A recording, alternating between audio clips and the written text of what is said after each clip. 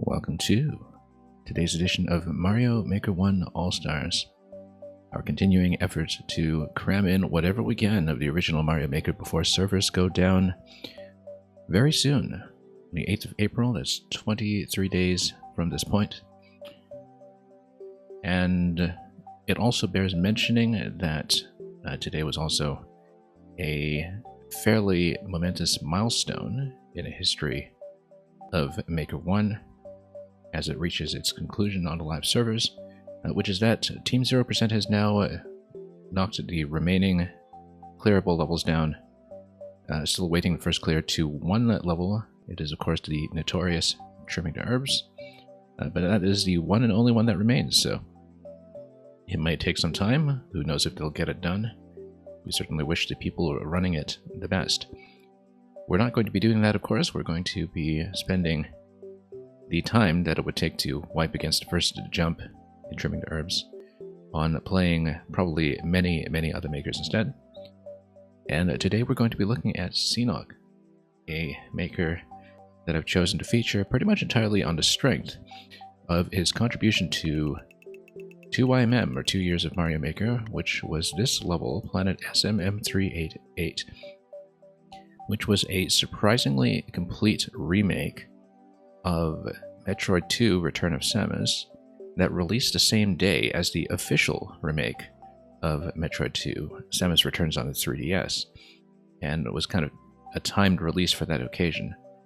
This was an extremely impressive effort, and it made me curious about what Seenoc had created up to that point. And it turns out Seenoc is a bit of a Metroid-style specialist, at least as far as I can tell, from some of the layouts and some of the titles that we see here. And so it'll be very interesting to see that style develop, I think, because one of the recurring themes that we've been talking about in the course of covering Maker 1 is just how much more popular open exploratory formats, and particularly those inspired by the Metroid series, used to be compared to the kind of tighter, more confined norms that you see within the community in Maker 2. And so we're going to be starting here in a level that's already in 2016. I believe it's actually because Seenoc didn't get the game until close to this point. It was a matter of earlier levels being deleted, I don't think, as far as I could tell from searching around beforehand. And as you will see over the course of the series, Seenoc has a planet of his own for Mario Troid to take place in. I have no idea how it's pronounced, whether it's, I think we'll just go with Korean or possibly even just Karen. Let's say it's Planet Korean 5, here in the first installment of Mario Troid. Let's get in there and take a look.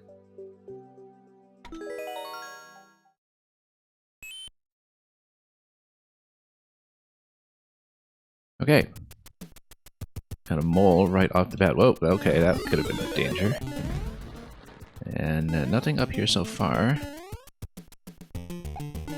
But it does allow me to run over here and just grab a leaf. Will we be able to fly anywhere interesting? Well, given the rather craggy surfaces that we have here, perhaps not. Looks like we won't have too much distance to work with here. And that's okay, because I think that was probably a hard wall to the right there anyway. Anyway, we have a leaf. We'll try not to lose it too soon.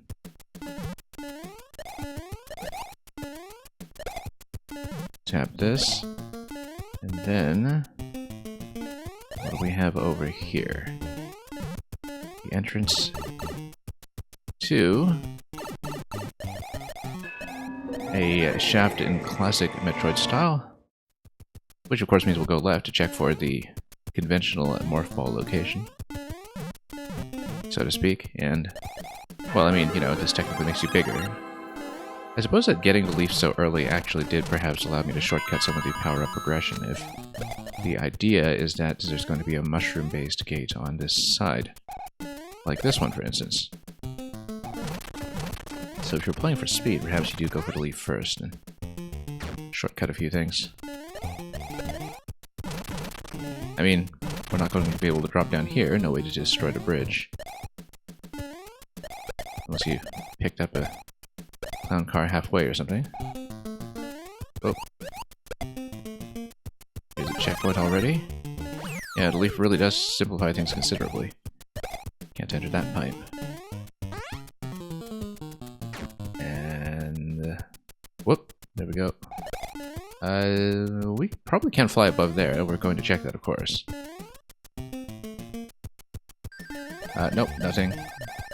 That's just the Maker 1 vertical scammer scroll talking. Of course, having the leaf here does allow me to fly up top if we... oh, well, I mean, we don't have to, because we need to jump on boots, perhaps, and take out the booze that way. Whoop, come on, if we can maybe enter one of these safely. And what does this give you up here? Probably just an entry pipe. Oh, no, that's a mistake. That's okay, we'll see if we can proceed without the boot.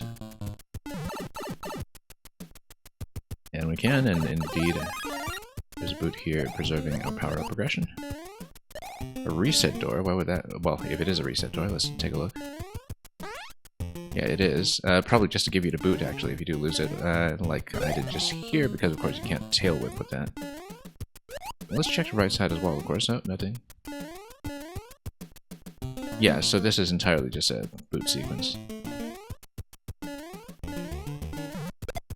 And then, oh, you just need to... oh, maybe not lose too much height here. You got a checkpoint up here as well. This seems like it dunks you. Oh, that's interesting. That actually drops you off to the left over there. I mean, that's a question block we have not hit, so it's not what we have with the leaf already. Because this certainly looks like a... oh, okay, P-switch. I was about to say something with the leaf, but we'll check both. As we do have a drop point over here to the right. And the fire flower, that's interesting. Unless you get through plants at least. Kinda wonder what's going on over here. We probably shouldn't have dropped that boot. We would have despawned it at this point. Oh, nope, we haven't. I guess we'll go for the flower. I mean... again, we don't know how much the leaf just allowed me to shortcut everything, but... drop through here and find out what's going on. Another flower, okay. Given that neither of those were really reloadable item pickups, I kind of wonder how critical that will be. We have a... oh. Guess we could do that, but let's check the door first. Oh, this looks like a potential boss room that will get jammed into. Let's check the pipe first. Oh, no. Exit only, perhaps.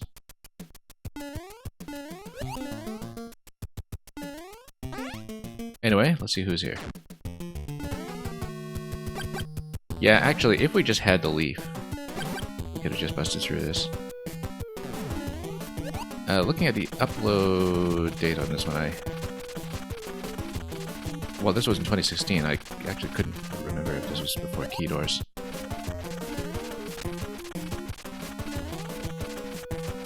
But we'll do that, and regardless, you don't need to kill it if you just go for the P-switch. Of course, if the P-switch expires, then you need to re-enter this room. And that's it.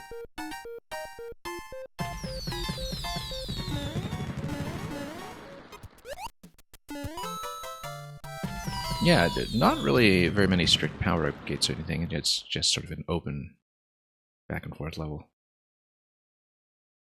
after this point, but we'll see how the format develops.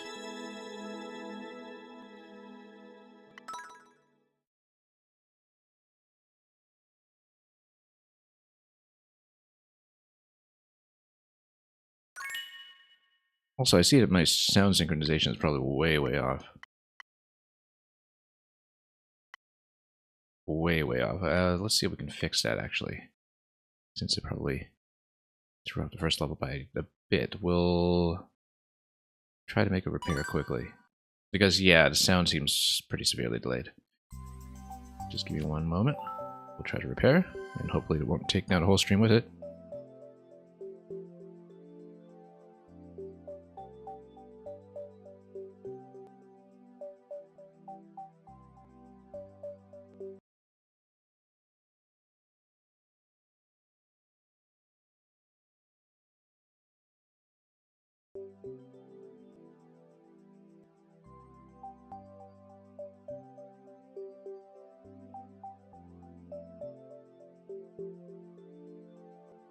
Haven't had too many sound issues lately, but we'll see if that holds.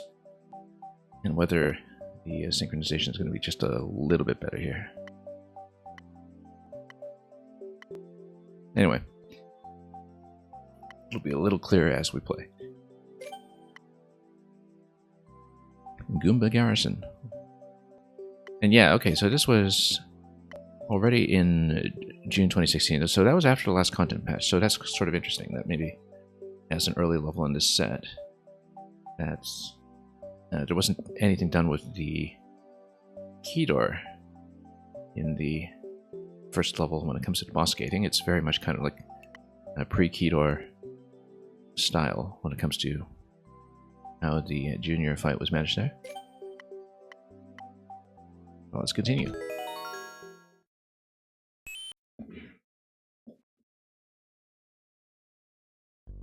Probably just a case of still learning or possibly even unlocking the toolset.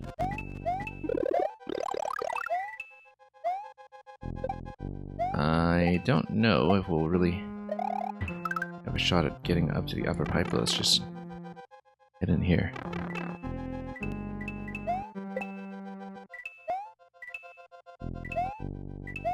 And we'll just make it out.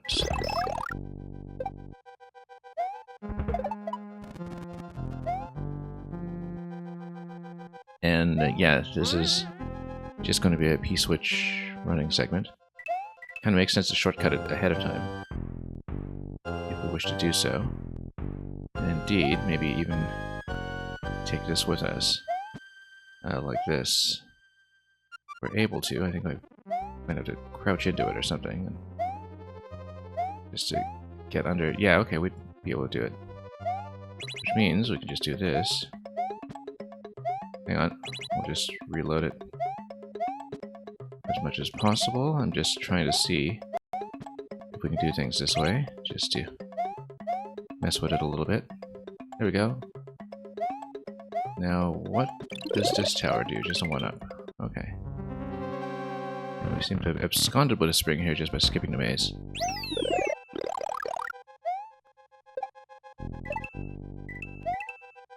And here... yeah, no reason not to just take all the coins and jump through that. Let's not get shot here. Oh. Or hit, for that matter. Oh, that's sort of interesting that we can totally do this. I mean, the idea, I think, was to spin on top of these guys, but I may have gotten myself into a bit of trouble here, though, just by losing the platform. But, oh, I was about to say we could jump off the Goomba in the bottom right and hit the platform that we saw just peek in that corner. That's okay, no more spring, we can't really mess with that too much.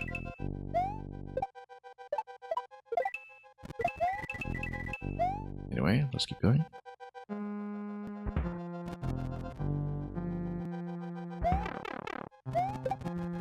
Very easily hit by that. And yeah, you can totally just spin on top of spike tops if you really wanted to go up top. I actually don't see a great reason to do it at this point. I guess the idea is that the Goomba is parked on the blasters here, are the ones trying to shoot you. Plus you have this one with the guard chomp here, which... oh, hang on, let's grab another mushroom for this gate. Unless, of course, we carried a P-switch over here, which was quite possible. I can see that this is actually a bit of a potential locking issue if you just went down the left side column and left the right side column available. But yeah, because that's definitely a potential lock right there, if I'm not mistaken.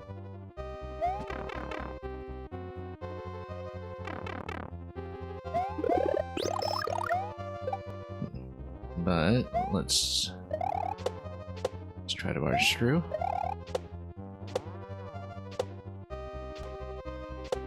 And just spin over everything. This little blooper goom pattern is pretty pretty interesting in its own right, but yeah, it got dumped by a block over here. That was unfortunate. Sure, we'll just walk across and try not to get hit by cheeps or the bloopers along the way.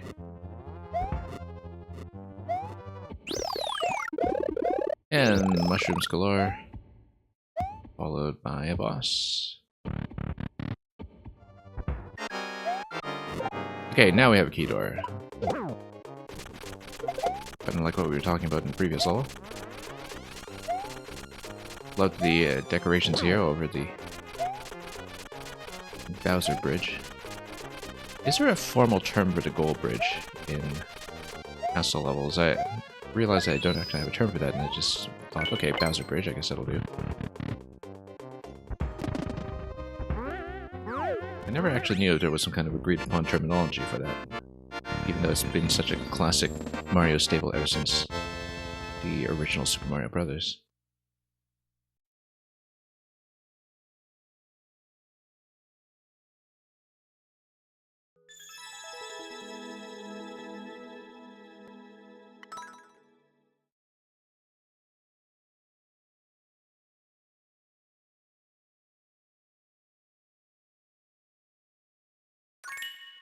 Okay, sound seems to be okay. I was kind of watching the starting of the level here to see if we had improved things somewhat. It's a little difficult to tell from my local end sometimes.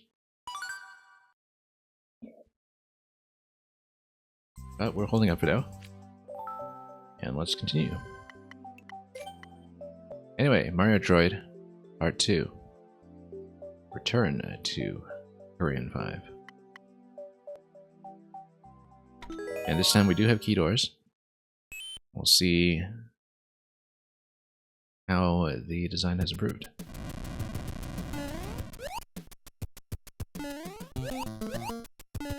And yeah, not much I can do to traverse up here yet, I think, unless there's something invisible for me to work with, but yeah, it's going to be a little out of reach.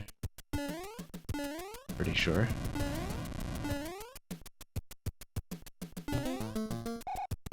I guess the opening platform there with the burners was kind of standing in for the gunship or something.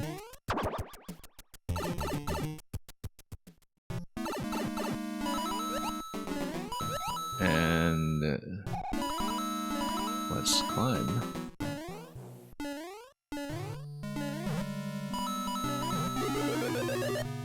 And up we go. Oh yeah, I guess we could have gotten it one up here if we just, you know, decide to stand here precisely for once. A bomb drop over here, that's definitely going to be on the right side as soon as we hit another one and fight with the item drop mechanics. And take one here. But down we go. If we jumped to the right, what would have happened? Not too much. Very safe landing all over the place here, and actually that would have allowed me to go on top if we had just jumped there blindly. 1 and 2, unless it means 12. No, it's 1, 2, and 3. 3 pink coins. Alright. Something with the shell, something with the flowers, something with the skull. We'll just do them in sequence, because why not? And yeah, so we'll eventually just have to head out of this key door over here, which makes me wonder... Yeah, I can't re-enter here, of course. We're not going to be shell jumping this, but we can just send this through instead. Thank you so much for the follow. And yeah, we can't actually sneak through that when we're big, so we'll just take this and continue.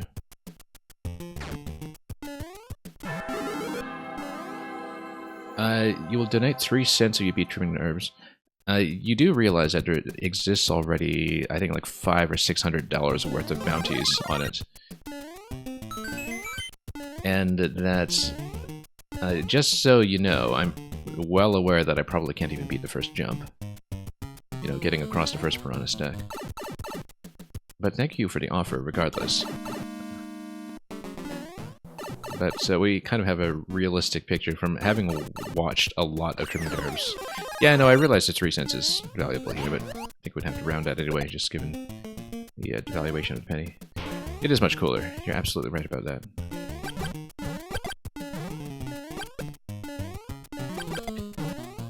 Yeah, we have been following the 0% race, of course, and well, not race, challenge, I should say.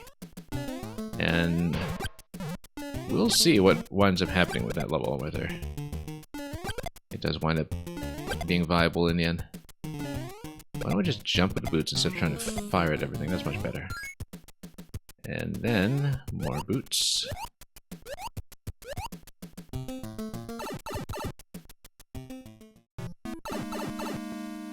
Chillest streamer on Earth? Well, I don't know. I feel like there's quite a bit of competition for that too. And that the reward for that might not be quite as cool as 3 cents. But anyway, let's push through here. The trick with this one is also to not take the key death at the end. It's a very gentle level. We're so well outfitted with power-ups, I don't imagine it'll be a problem, but let's head on down. And yeah, boss sequence here with Junior, probably nothing up here to play with. You know, we can just sit here and fire at him. Just knock him out this way. Grab a key off of him here as well. I mean, you know, it's easier to just bop him 3 times, but we like doing things the complicated way. Oh, look at that. I actually just hit this corner here and lost a boot. That's unfortunate. That's too bad. Now, where's my coin? Here it is. Yeah, because if you still had the boot at this point, you could totally go up above and probably do something interesting there. Anyway, let's spend the key.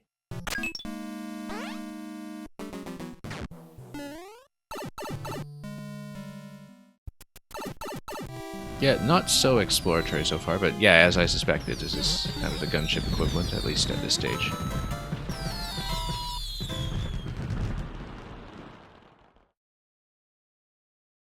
But we're early on enough in a set that it seemed like a bit of a learning level in some ways for presenting non-linear key coin structures. Here in 2016, when a lot of things, as we've been saying, weren't really standardized yet when it came to people dealing with, you know, safety coins or dual checkpoints or anything like that. That was still very much in development. Why not shoe him who's boss? Alright. I mean, this is 50%-ish, I'm sure. It'll be a nice little stroll. But you never know, so. If the creator of Trimming Derbs can beat it, you're sure you can beat it before April 8th. Yeah, that's the thing, is...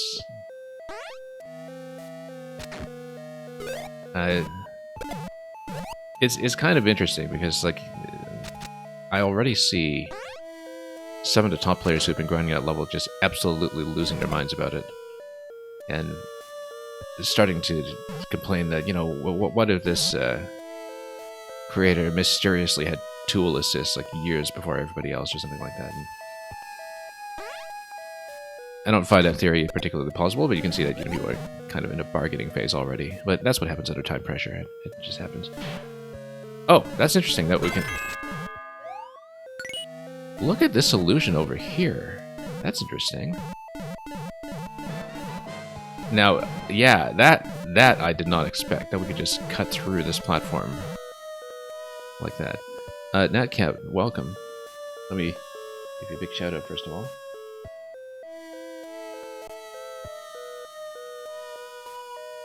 And you're out just in time to watch this.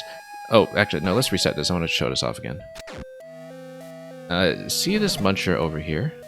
Look at what you can do in Maker... no, sorry, wrong door. Let's show you. Look at what you can do in Maker 1. Welcome to Maker 1. Oh, I mean, there's got to be something I'm missing here, right? No. No. Anyway. The things we learn about this game. 3 minutes welcomes. And yeah, Tears, I did see the original Clear video for that as well, and I've been looking up quite a bit about the kind of background where there does exist a video clip of Ahoyo, the original creator of Trimming Herbs, presenting the level in the context of a Kaizo concept contest that he was hosting, which is the reason that he created the level in the first place. And I know that a number of other expert streamers have been sort of trying to step through the Clear video frame by frame and discern what's going on. This is really interesting. I wonder if this was something that was eventually patched out like some of the other weird collision mechanics we've seen, but you know, this is 2016 when a lot of other mechanics were already kind of set in stone and support had dropped off for Maker 1 by this point. I mean, you're supposed to tap it here to the P-switch, I'm pretty sure. And, oh. Right. Let's see. Come on. There we go. This is taking a little bit of unconventional thinking here.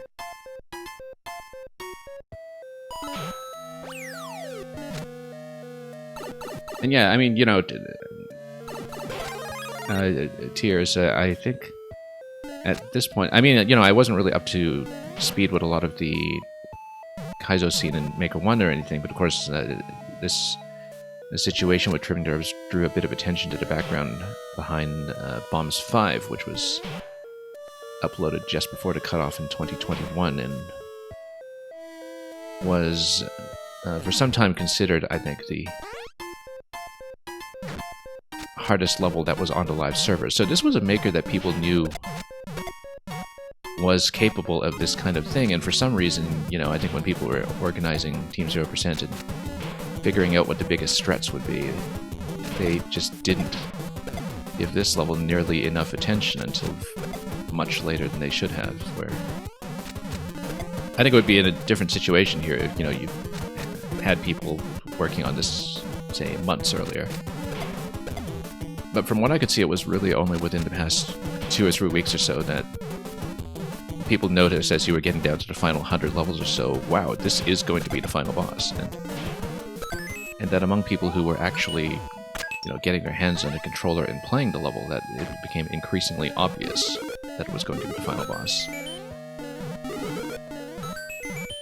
Whereas visually, you might not necessarily think that's the case compared to a lot of the hard NSMPU levels or anything like that. So in that cat, I just got started today. We have been looking at Seenoc, who made the 2IMM level that was the remake of Metroid 2. That was released the same day as Nintendo's own remake of Metroid 2, Samus Returns on 3DS. I'm not super familiar with this maker either. I went back over this profile pretty much entirely on the strength of that, and noticing that it was somebody who kind of had an interest in some Metroid-style design. But this mechanic here, I played so much Maker 1 recently with crazy things going on that don't work in Maker 2, and this here, just now, just caught me by surprise. I have not seen this specific mechanic used anywhere else.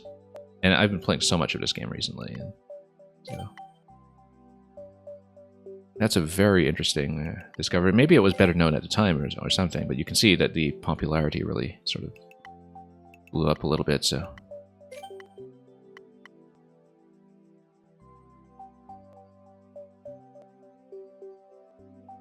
And yeah, Tears, the thing about, you know, something like Trimming Herbs being the final boss is that it's maybe not something that looked like it was obviously going to be the case to people who don't familiarize themselves with Mario Maker that closely. And yeah, it would have been more poetic to, you know, have The Last Dance be The Last Dance, but it's kind of an interesting situation, I think, where as people grind away at this level, there will be more and more explication of what exactly it is that makes that level particularly difficult. And we've already seen some of that go on in the past few days, I think, with some of the streamers actually trying it. Anyway, feeling sick? Throw up. Version 3.0.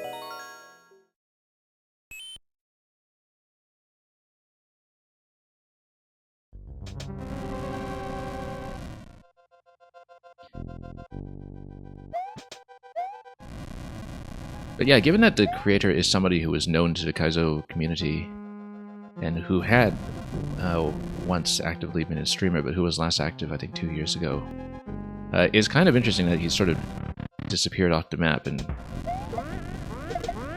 it doesn't necessarily seem to be aware of the situation with tripping interrupts just yet. Anyway, this looks like it is a...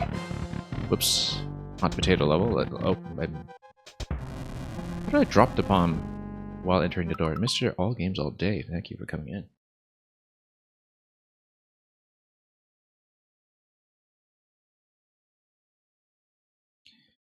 Both Megad and Netcat, I understand, were running a bit of a super boom boom world, so I hope you folks have all been enjoying that so far.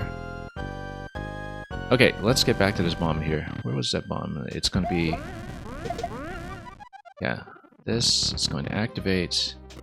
Hot potato over. Let's try not to have the up input mess up my up throw, and then that's going to knock everything down over here. What's the blaster going to do? It's going to release the bomb in this side. And yeah, the level's just going to kind of play itself for a little bit, I think. Oh, except no, the hard blocks are destroyed, which means we can go back here. We can get whatever is coming out of this guy. And the P-switch will drop this bomb over here, and then allow me to up throw it up there, so... And then we'll just destroy that. And... Of course, one-way panels are all kinds of strange. Oh. Make a 1. We actually do have access to a helmet, actually, on the other side, now that I look at it. But no, we don't, because the door is blocked now. Given that the door is blocked... Does this guy hold the key, actually? No, he doesn't.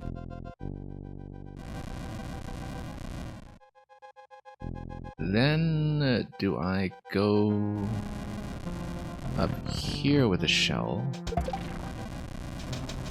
Well, I've got the P-switch.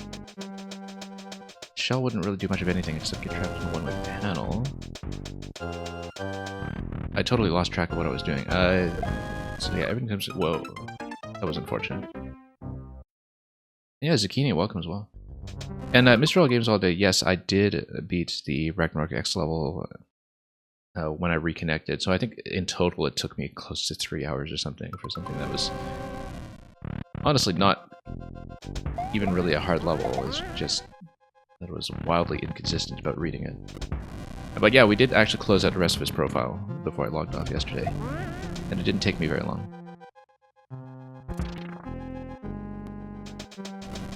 But yeah, passing out on my stream is very much an expected part of the experience, so... I appreciate that you stayed as long as you did.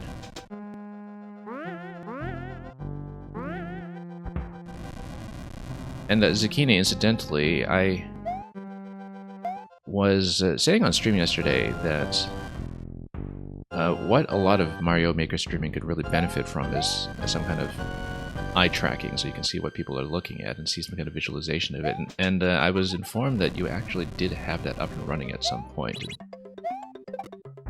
No.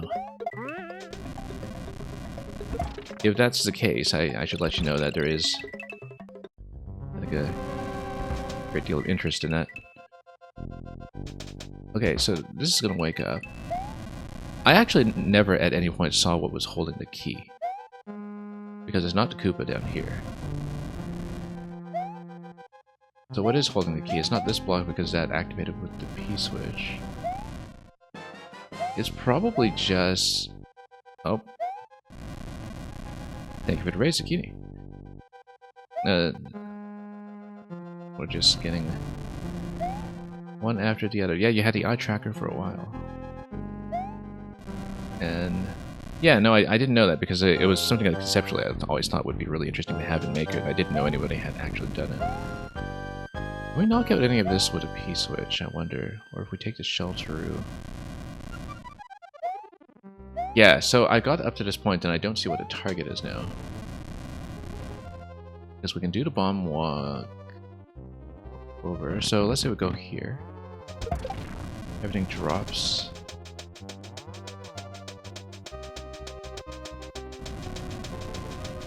But then who's holding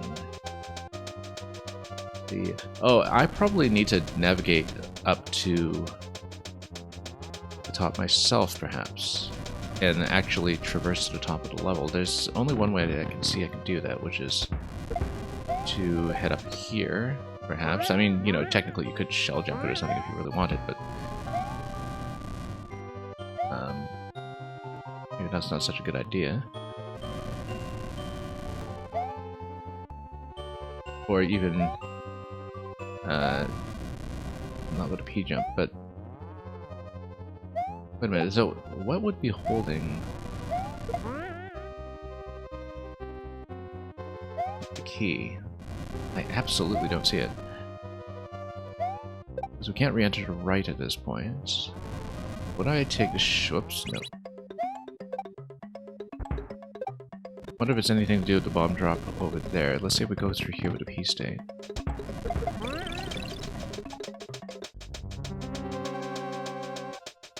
Possibly I do something to activate that bomb. No, because I'd already blew that up, so...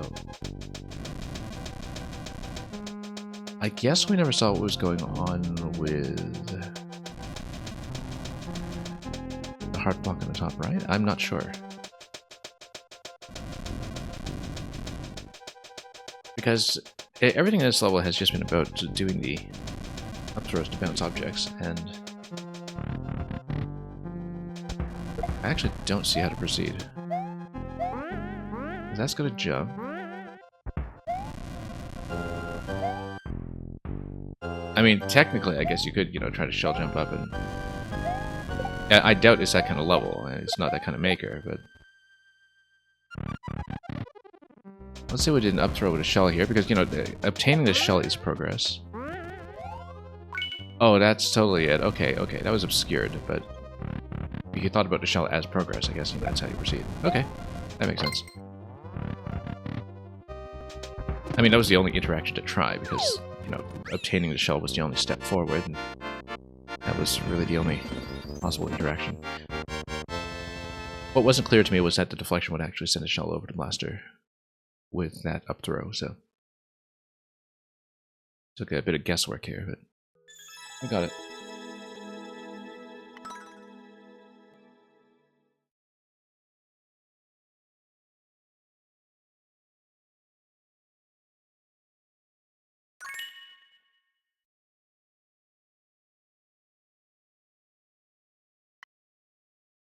Okay. Version 3.0, I wonder how people broke it up to this point. Anyway, back to part 3 of Mario Troid. Interestingly, that, you know, Fusion, despite being the 4th game, is going to be part 3 over here in this series. And this one even has a save station, by the looks of it. Let's take a look.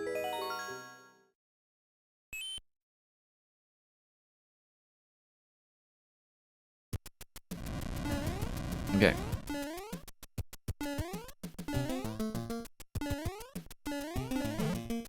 We'll head down here and probably just whack that block on the left side, which will trap the shell by a one-way panel. Doesn't get me much of anything yet.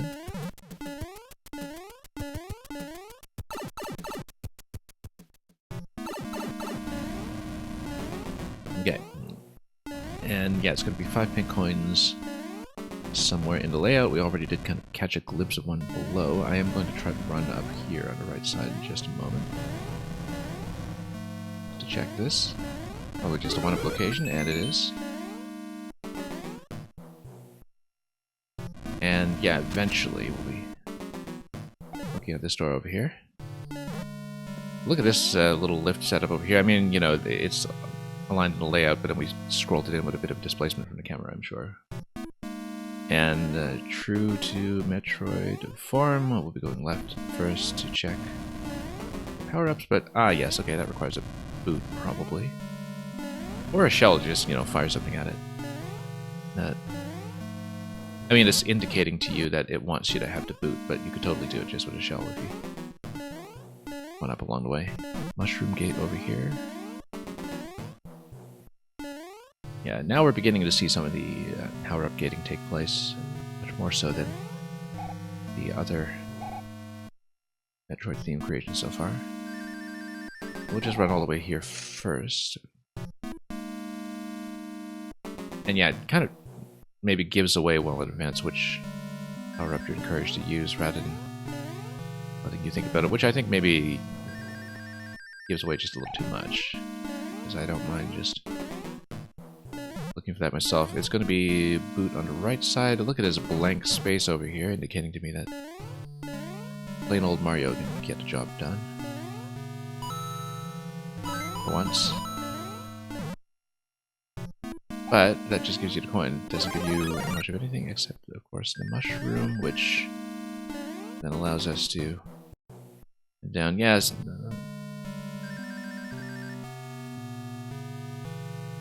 Let's take a look here. I think it does give away much too much, but perhaps it's just intended for a more introductory audience that isn't necessarily familiar with the mechanics, which, you know, in the case of Maker 1, certainly the case with a lot of people. Can't assume too much about what they know. Or knew back in 2016.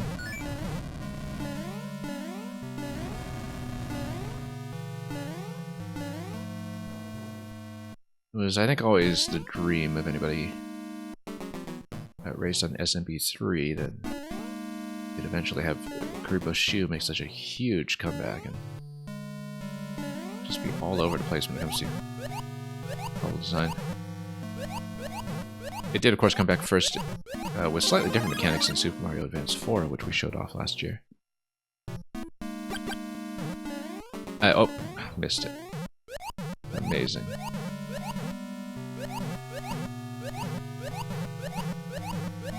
Okay, here we go.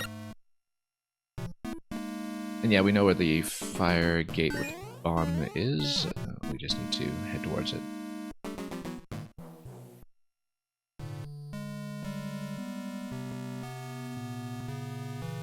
And what happens when we come up above? Oh, let's take the bomb first. I mean, you know, if you go above, it just lets you skip over to the other side without doing bomb interaction, which means that you could have skipped over here with the boot alone if you really wanted. And there's nothing preventing you from doing that, actually, if you just wanted to come here. Boot only. Whoops, missed it.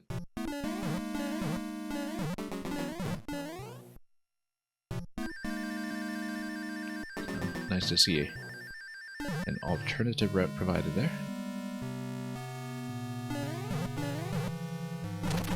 And yeah, you can bust through this whenever you want. Oh, I guess this would probably be a dual checkpoint save location, and that's exactly it. Save station. And spits you back out over here. Which is alright, just gets you to the door. Anyway, let's kill him. Watch the burners, of course.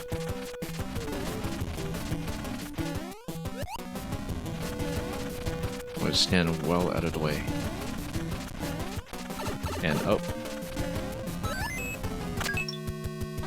3 hits on Junior, and then we proceed. This should probably be it. But we'll check the left side anyway. Look at that arrow. So this is just giving me a little walk over here for a couple of bonuses. That's nothing to enter though. Just a little bonus room. And probably nothing up above. There's just a ceiling already, so.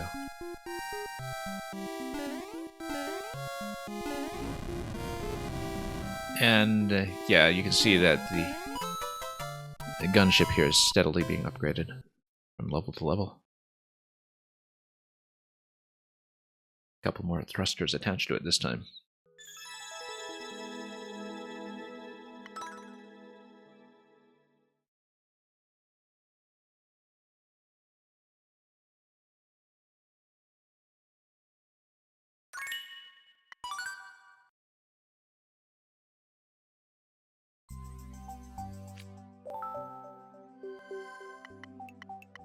Anyway, nooks and crannies.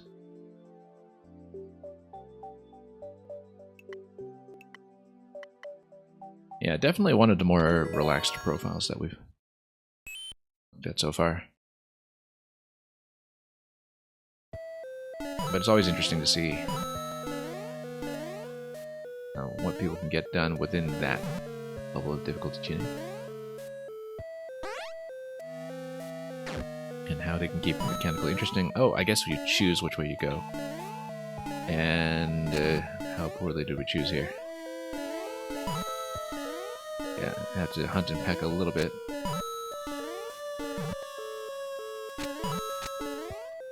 And up we go. Oh. Classic lock right here.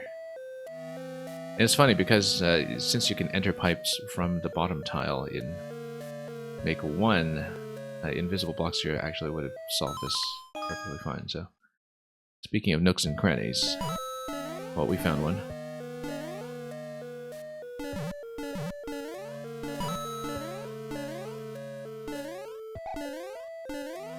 See, that's why you get me to playtest.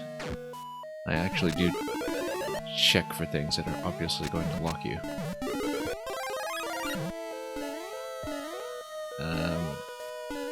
Anything here? Oh, above that. That's interesting.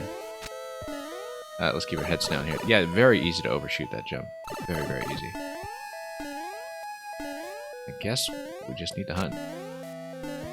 Each successive tile. Oh.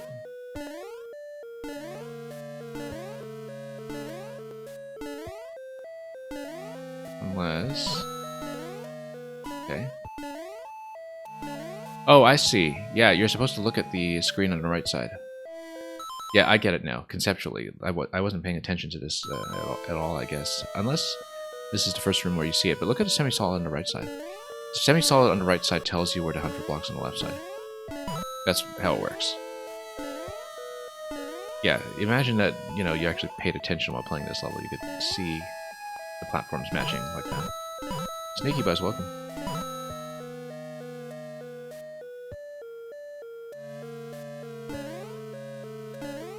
And, yeah, I mean, you know, I'm not doing 0% levels over here, so I'm also mostly spectating and cheering on the people who are doing the monumental part of the task, but thank you for your thoughts regardless.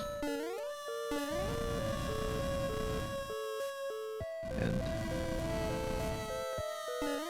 yeah, since Mario Maker is going down, we've really just been taking the time to just go through tons and tons of Maker profiles and try to find interesting people along the way, including looking at some people that I became acquainted with in Maker 2, but whose careers stretch back quite a bit further. This is a Maker that I don't know if he ever actually continued on to Maker 2. I'm only aware of him through the Maker 1 network.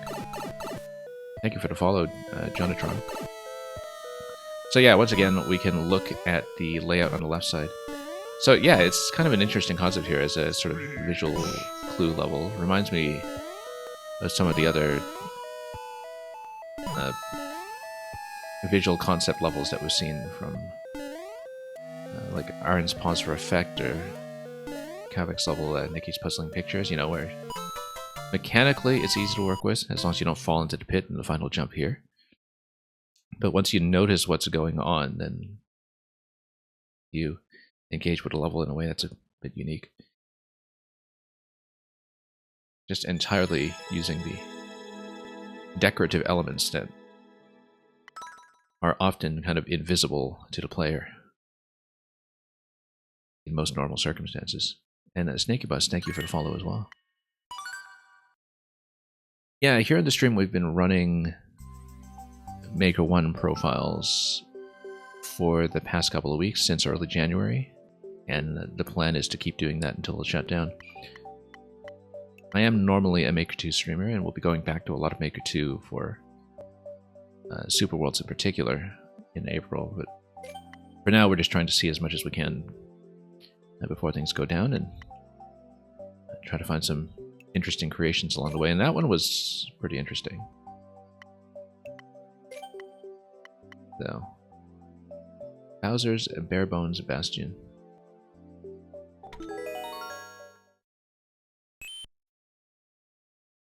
It's funny because I came into this profile mostly curious about what Seenoc here was doing with the Metroid style leading up to the huge Metroid level he made for 2YM, but it's actually been the other levels so far that have been the ones that are actually conceptually more captivating.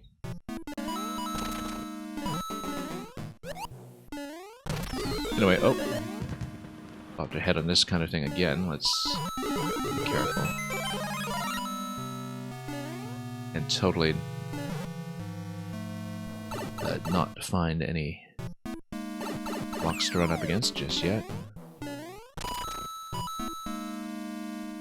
And yeah, we have to, of course, be careful with the overlaps, the way they work in Maker 1 when it comes to the spike hitboxes.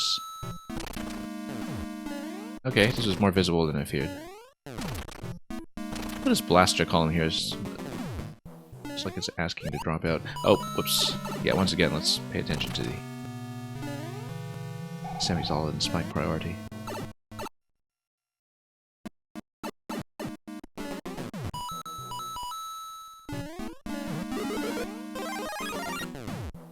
And we saw when scrolling through the profile later too that Seenoc did contribute a couple levels to the Super Discord Brothers projects, which were more traditionally oriented, the ones that were organized by Pink Birdo.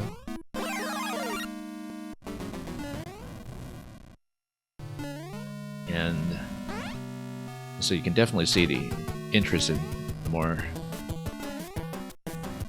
traditional aesthetic side here. This, of course, just recreates the same kind of interaction as the finale of Super Mario 3, with slightly less of an accuracy requirement than these, astonishingly narrow pits in the Mario 3 fight, but we do still need to lead Bowser over in much the same way. You used to make Maker 1 levels when you were literally a toddler. Yeah, I guess, I mean, if you're turning 14 this year, that would make sense. If that was... It would have been 5 when it came out. And... Oh, whoops. Let's squeeze here. One of your levels was a ton of blocks one space apart, intending to be tedious. But your fetus self just hadn't discovered a run button. Yeah, I mean, everybody discovers running across a one-tile gap for the first time at some point. I mean, I had that experience with the original Super Mario 1, right? There comes a point when you realize you can do that.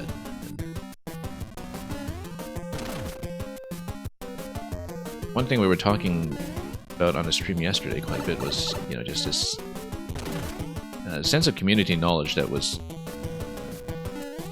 somehow there pre-internet, where people learn all these things that are common wisdom about how Mario works, and as a child nobody has any recollection of where they learned something or when they were introduced to it, like when you discovered that you could run across the one-tile gap and when you discovered there was a run button, for instance. And to this day, quite a lot of Nintendo's official content as far as the sort of accessible mainline path is concerned with Mario is still designed with the expectation that people don't know the run button exists. And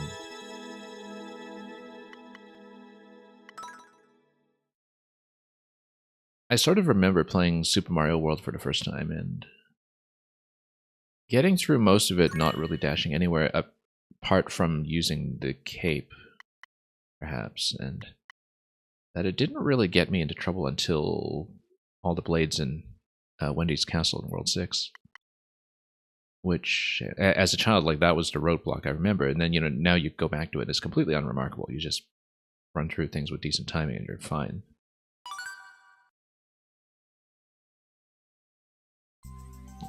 But for the longest time, that was the roadblock for me.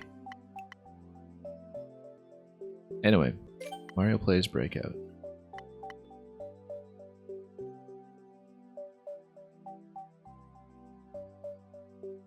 But yeah, it's nice to know that people are aware via their internet rabbit holes. As you were saying, that Maker 1 is in this situation where it's in its final days, and that everybody's kind of commemorating it in their own way. As far as the Team 0% people are concerned, the thing about Trimming the Herbs being the final level is that it's sort of extremely clear to a lot of people, even those who have been grinding out a ton of the clears, that most players know they can't do it. Some will try regardless. And this is how you're going to play Breakout. You let the shell go, and then try to actually hit it accurately and hit the question block eventually. Pretty good implementation of this concept, actually. We see so many recreations of other games within Mario Maker, and it's always interesting to see how people adapt to the feeling of the original mechanic. Not exactly speedrunning this stuff.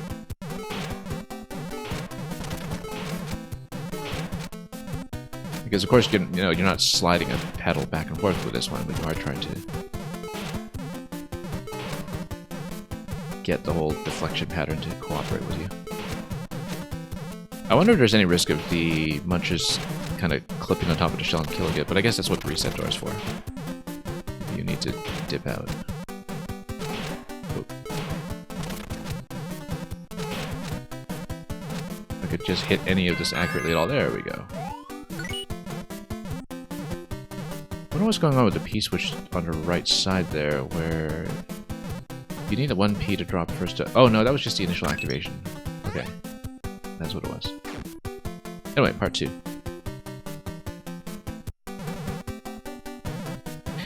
Right, you actually don't want the shell to coast over to the right side, because if the shell falls off to the right, then what happens is that it will... well, if you do that twice, like if you lose 2 shells, basically, Muncher drops on top of the P, and then P drops you down into the abyss. So you don't want to bump in such a way that the shell slips into the crack. If 2 shells slip into the crack, then you're done. It's not an issue in this layout, but I wonder if it will be in one of the ones to follow after this, like room 3. Yeah, as you can see, this shell could totally sneak under and deflect. You gotta be somewhat mindful of that. Oh. Getting there, almost. Anyway. Not exactly a model of accuracy here, as you can tell. There we go. I wonder if it'll give you 2 keys, actually, if we try to hit the other one. I want to see it. You never know if it is required, so... I feel like it might be, even though there's no visual indication necessarily of a second key being required just yet. I should actually assume that I need it. Which means we might be here for a while. Try to lift it a little higher here. There we go. Oh no, it's just a coin. Okay, never mind.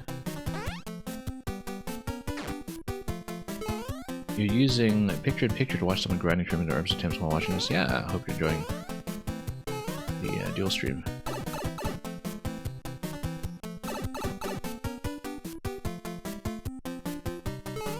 Yeah, helmets bouncing things through the one-way panels is something that is all over the place in Maker 2 as well. We've seen a lot of ideas use this concept. One-way panels did change significantly between Maker 1 and Maker 2, but this is one of the behaviors that was preserved. and we see it very, very often. I play a lot of puzzles in Maker 2 in particular, so we see all kinds of interactions like this over time.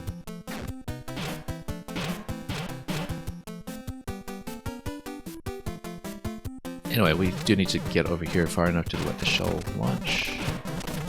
Yeah, once again, we can't let the shell slip off to the side, I think. At least we can't let two shells slip off to the side. But so far, that hasn't really been a risk. Right now, losing the shell is the bigger risk. It's one of those levels where, you know, the clear isn't particularly hard, but doing it quickly and efficiently must be quite something. I should see what the record is on this one when we are finished with it.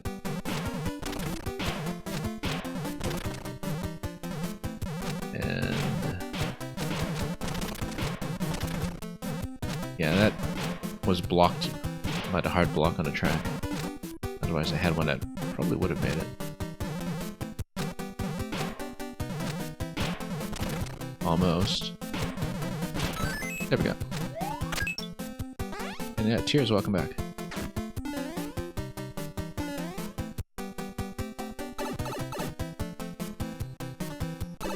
Anyway, that's it. A little heart. But no top of the flagpole.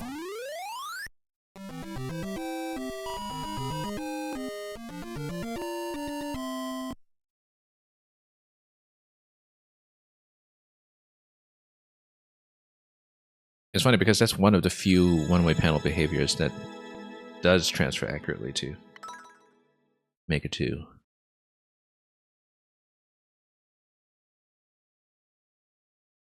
Whereas in Maker 1, they don't actually stop that much. You know, you can shoot items through them and everything. Up to a certain patch, Magic Koopas could take them out and transform to one-way panels. Which was something Nintendo eventually patched, but we've already played at least one level that used it very heavily. Here's tons and tons of turquoise. Looks kind of black and dark gray to me, but we'll see exactly what this entails.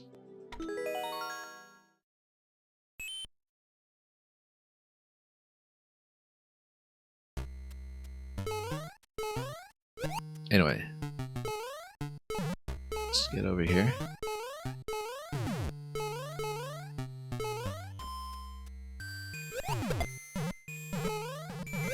And I guess we'll just make our way down.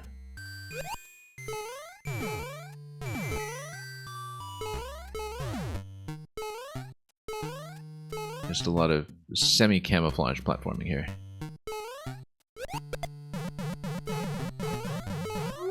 And yeah, you know, from the perspective of somebody coming in from Maker 2, one thing we've heard people mention is that Maker 1 is so stylistically recognizable because you just have so many background semi-solids everywhere. It's very true if you look at a level like this one. Anyway, oh, okay, just one up there for Midna to pick up. And then, oh, nope, so much for Midna.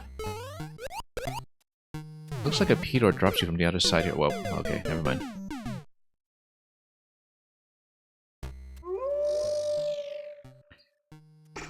And Snaky Bice, you're saying you've done Endless Normal and some Super Expert. But that's the limit of your experience with Maker 2, yeah. I mean, I've kind of benefited considerably from streaming Maker 2 in terms of seeing a lot of levels that I would not have discovered on my own, and a lot of very high quality levels I would not have known about.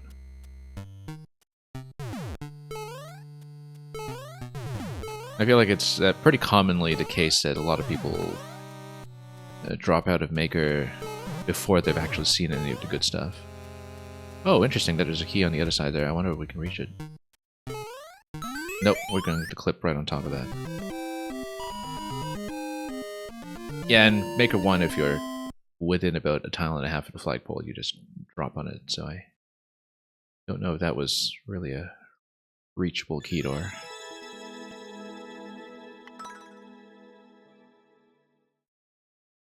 But we can look at the layout to see if maybe there's a conspicuous secret room we missed or something.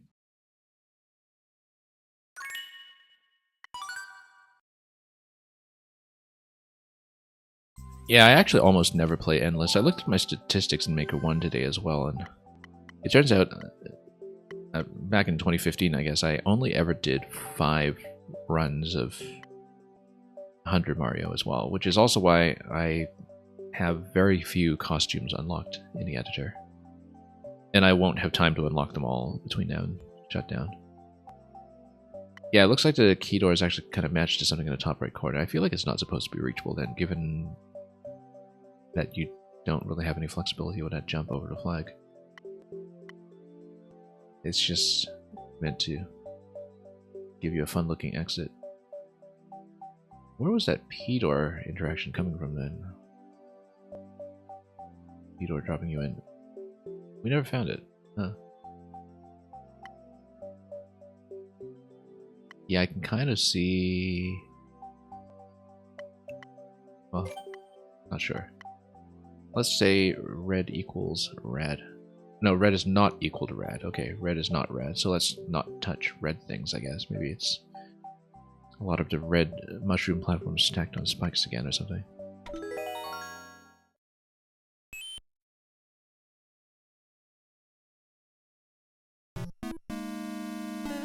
And yeah, this is telling you not to touch red. In case you're tempted to, you know, actually follow coin trails for once. Same with the left side over there, but we'll just grab the one up here instead, and we have coin number 1. Joke's on you, that's not a red coin, it's pink.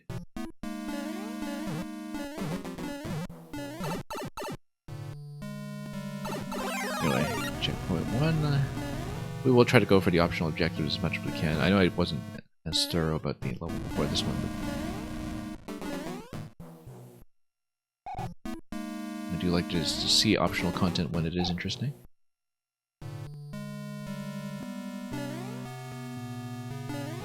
I guess we should run up here and see whether anything was accessible. Just this coin over here. Just drop in the other side. And on down. Only 2 coins up to this point so far. I wonder if we've missed anything.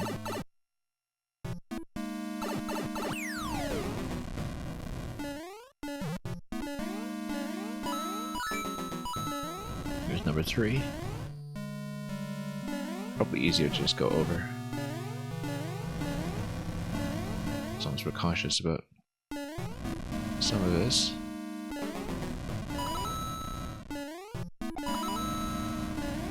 And... oh. Key door already. Did we really miss that many coins already, or is that... turn pad or something? I mean, if we missed a lot of coins, we'll just redo this. It's a pretty easy going level. I feel like I actually did miss it. Although, maybe not, because usually if you have a pink coin door, you'd have it after the boss to prevent a boss skip, but maybe this level doesn't care about that. Yeah, okay, so I guess we missed 2 coins somewhere, and we should comb this a little more thoroughly.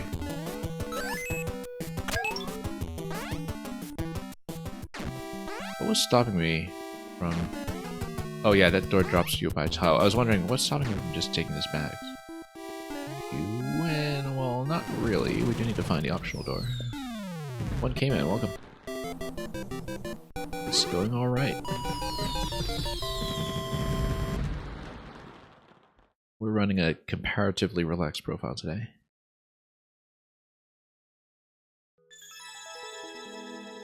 Which is kind of the polar opposite of the experience of spectating much of Maker 1 in recent weeks as people narrow it down to final clears. Approximately how many frame-perfect inputs is trimming herbs? I'm not exactly sure in terms of the individual count. I mean, you know, part of the problem is just you have to do so many of them in quick succession. I do know that the Beast, who has been running a lot of these 0% levels, had a video where he stepped through the original clear check video for trimming the herbs, like frame by frame, to kind of explain where the difficult jumps are and where, well, I mean, everything's a difficult jump, but, you know, explaining where the difficult trick spots are and what's actually hard about it. I know he's not the only one to have done so, that a couple of other streamers who have gotten to know trimming to herbs very intimately have been producing content along those lines. Okay, let's move over here. So, how did we miss so many coins earlier? We did see this one as coin 2 to the right before. It does seem like there's an upper location that was reachable over here. Possibly there was a progressive power-up that I just missed at some point from taking many hits. It's the only thing I can think of, that maybe it was a leaf or something that we should have had access to. Anything? No, that's just fire. We'll try to be a little more thorough. Now, one coin at this point. I just don't know if I... Oh, okay. Well, that explains it. So we should be looking for stuff like that. I mean, I did see that there was some kind of upper segment here. We just had no way of really cluing into this without just trying it. Yeah, that's one of the missing coins accounted for. Guess we should see if there's something similar going on here. How high it goes. This bit here was worth checking. Okay, I think that actually is everything then. I don't think I got that one previously, did I? Maybe I did. No, I don't think I checked the spot because we didn't really look at the ones that were concealed. And then, yeah, coin 4 over here. We know coin 5 is in the next segment after that, so whoops. Good thing we're not at key death yet, but you always forget Maker 1 doesn't have scroll lock. Oh, trust me, we've been paying enough Maker 1 that that's not something reliable to forget. Because it completely changed how people built, right? Like that. In Maker 1, because you have so many winding, continuous layouts where rooms just kind of bleed into each other's boundaries, that as a result, we've also been playing a lot of levels that have maze structures or sprawling puzzle structures that have this kind of interaction between room boundaries.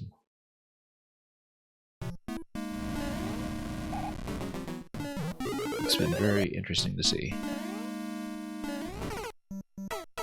And even things like, you know, door puzzle or camera puzzle levels that make you apply a rather different amount, different kind of thinking, I guess, as to where you're going to be looking at any given time.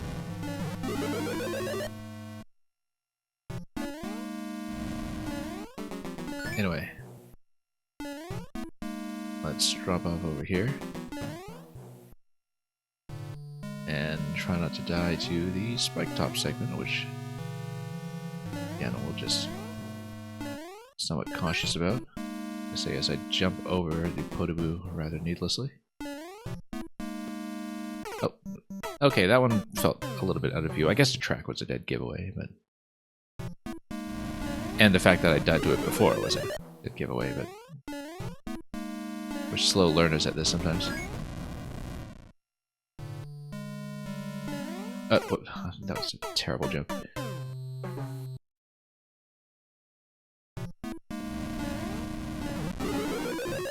Anyway, let's do this.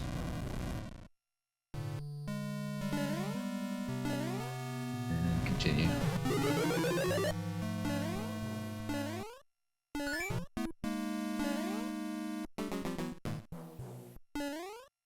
And yeah, same spot as before. Let's not die to the most trivial stuff. Yeah, that kind of complacency just happens sometimes. It's so simple too, we just need to apply a little bit of caution.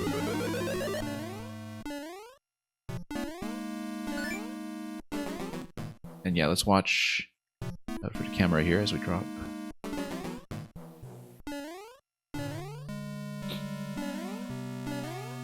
But yeah, Maker 1 and 2 are far more different than most people would realize, I think, from a layman's point of view. I mean, you know, you have the obvious stuff like the amiibo costumes, but even beyond that, like, tons of hitboxes, overlaps, stacking mechanics, physics of how stacked items, particularly loose stacked items, interact with each other. Stuff like that all over the place. Oh, whoops. Shouldn't have gone down here. That's not okay. That's not okay because that's a key death. Let's just restart.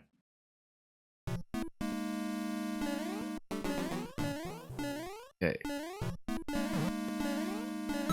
It's alright, it's pretty quick to get back to the second segment. Oh. Not that quick.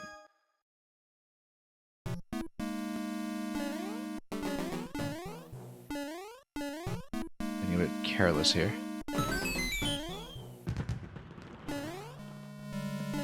And really plummeting the clear rate on this level just by messing around with it so much. That's alright.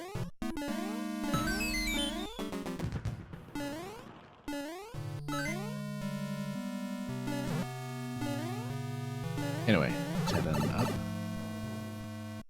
But yeah, even just a lot of these symmetrical structures that we see with semi-solid backgrounds and so on, stacked with mushroom platforms, like a lot of that's not possible. Like even this column right here, you can't build that in Maker 2. Because you would exceed... Well, I mean, you've got 5 objects stacked here, but then you have a very deliberate matching of the height between them.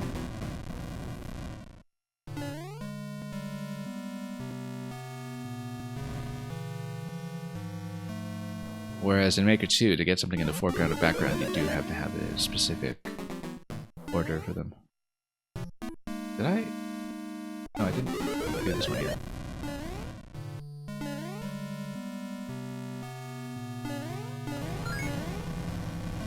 Anyway.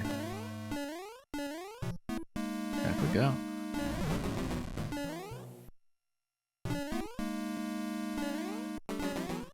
And yeah, we're dying to the small stuff. That's okay.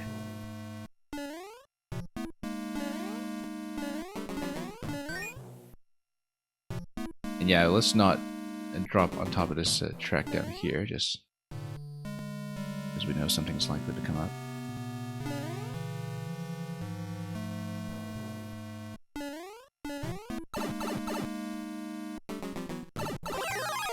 Grab 5 over here, coin 5. And we'll just stay up above where we bypassed it the first time we were here.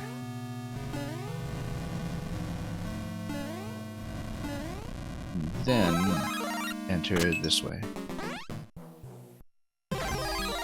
So yeah, bonus room just gives you everything to work with. Let's see what the store returns you to. Oh, that's totally a face too that we had in that room. Didn't even realize there was a piranha there last time we were here.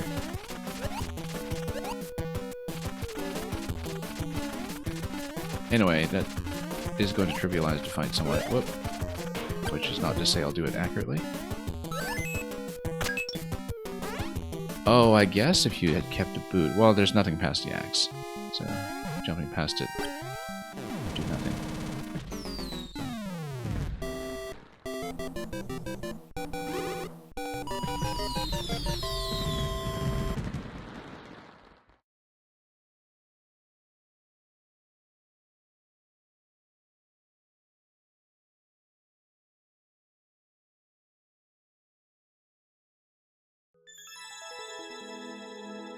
Anyway, that's another one in the bag.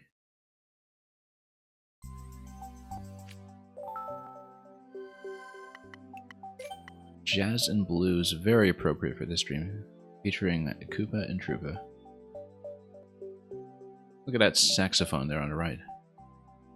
Very fluid.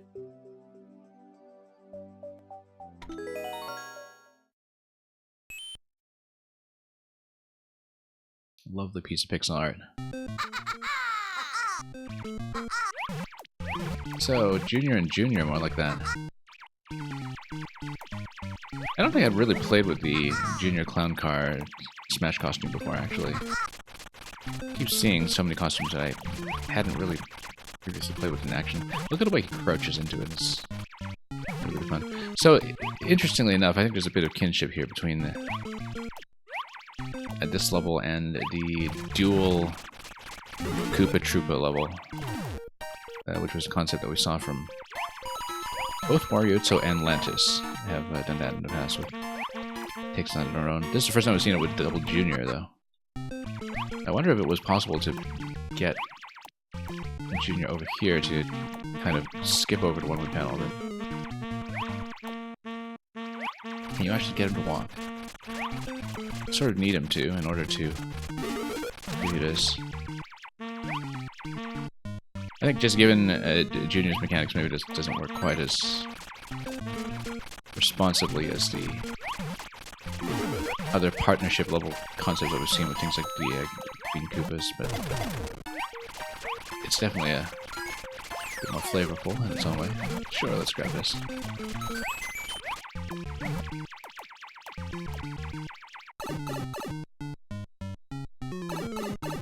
And what do we have here?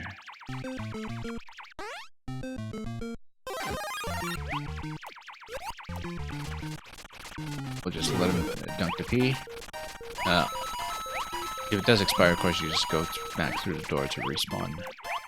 Although, actually, maybe that doesn't work because of the way that the note block would only drop a muncher once. So there is a bit of blocking potential here if you just let the P switch expire. Oh, so much for Junior.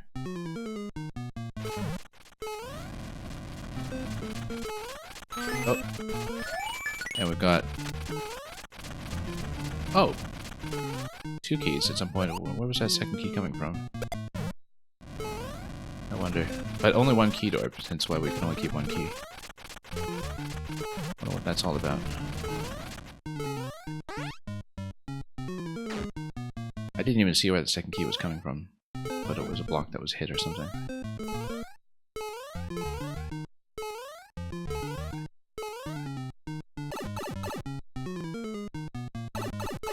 Anyway, in we go, and that's pretty much going to be it, I guess. Whoop, let's try to get some momentum. Oh no, we just need a higher block by 1 tile on this side. Then, yeah, I guess this is just the only way to get to the top of the flagpole. Again, I don't know how we were granted 2 keys there, but either way, that's enough to work with. Oh, maybe we could have tried to enter the P door at the end, couldn't we? Yeah, I didn't look at that carefully.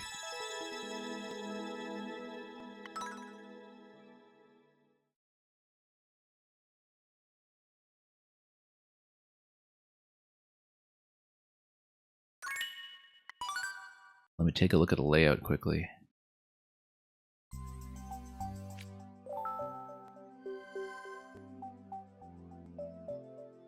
Yeah, I can't really do much with the saxophone pixel art here. But just a short and sweet little piece here. And yeah, we totally could have gone over to the P door at the ending. I don't see where that's matched though. You know what, this is quick. Let's just take a look at it again quickly. Then we can maybe pay attention to what was going on with the key. Mostly I just want to check the P door at the end, but let's run it regardless. And yeah, when you actually bother to lead Junior forward a bit, the positioning on the shell form is a bit more convenient. And of course the one-way panel is there to offer a bit of assistance. We'll destroy everything.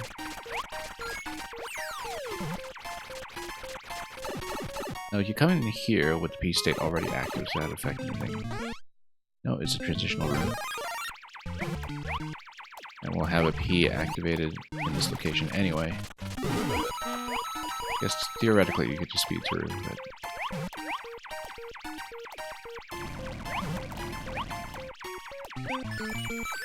So you get a key over here. What about this guy? Where's that second key coming from? Oh, you're supposed to lead Junior up to this point and... hit the no block. Was that it? Yeah, because I think we... got him out of position.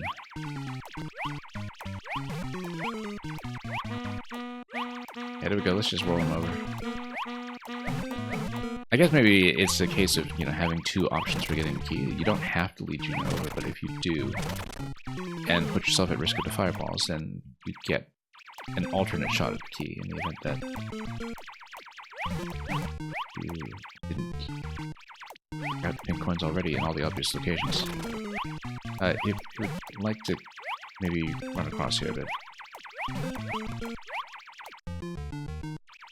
I'm not exactly sure how we can give him some encouragement. Okay, let's scroll him over.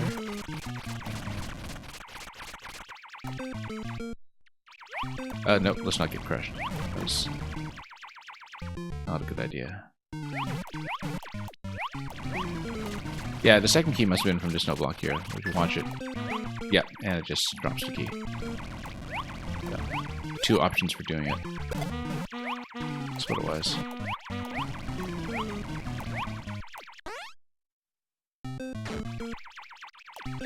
And we'll just get out here. So yeah, let's try to skip over the flag and go over to P-switch then and see if P-door is anything interesting for me. And yeah, more P-switches to get you out of here, and so you do get a chance to see the saxophone.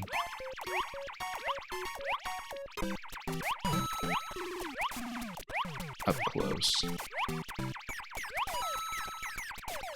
Of course, that requires you to outrun the P-switches at the sax here, perhaps. And we'll just get it clear. You know what? Sure, let's do it stylishly a second time.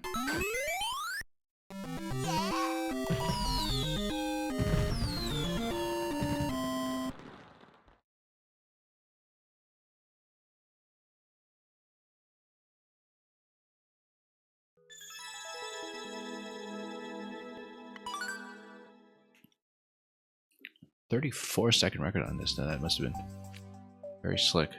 Definitely carrying over to P-switch states, I think, from room to room. Here's another color level for you. Oodles of orange, a bit of green.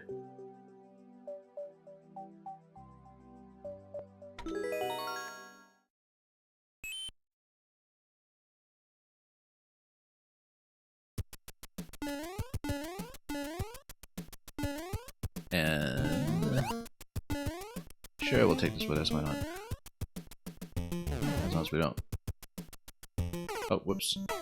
Spent too much time looking at the buzzy shells and navigating to actually pay attention to what's going on. Oddly enough, I bet... oh, we totally could make it up there like that. We just needed to land out of the shell jump, which was its own challenge. I don't think that gets me anything though. It just... although, interestingly enough, if you hit the buzzy up there, you could really cut across the whole level. Maybe that's something you eventually do anyway, if you wrap back there and try with that. I kind of want to mess around with this now and try to skip.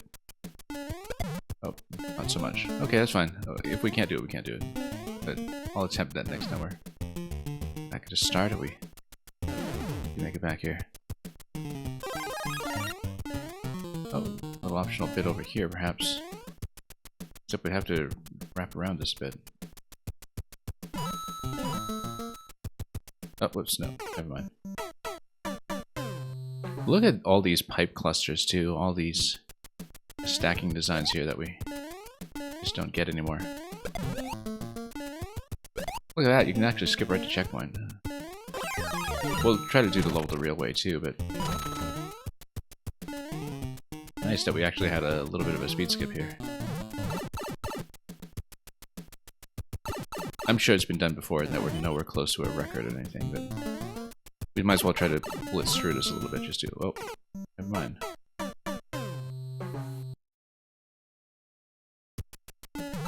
Maybe not blindly not knowing where we're going, but... Now, does that mean that we require... Oh, it's Buzzy Ride. Okay, I see. I wonder if we could enter the pipe here. We can't, but there is a leaf.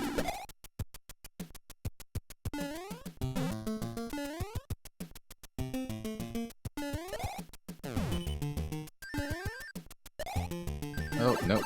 Was hoping to just fly out of this and skip the Buzzy Ride with flight. The Buzzy Ride isn't going to take you that far anyway. It's going to take you up to this point. And it's actually a pretty sizable... Oh, no, if we lead a bullet over here, we get another leaf. We'll just come down here instead. And we get more leaves regardless.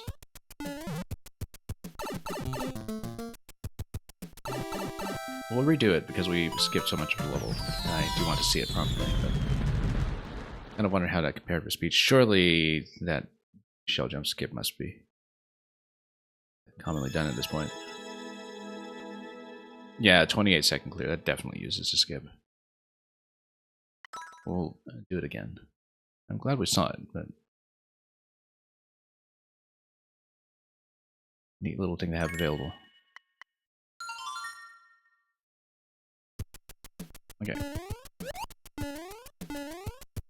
Let's see it properly this time.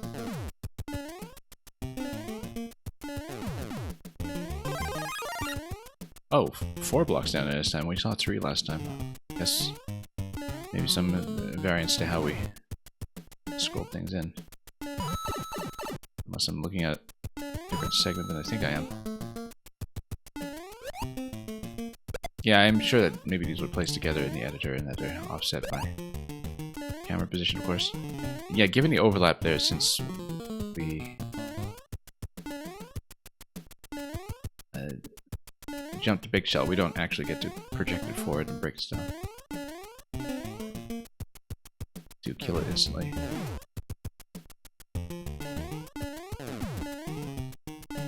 I'll try not to lose too much progress here. Whoops.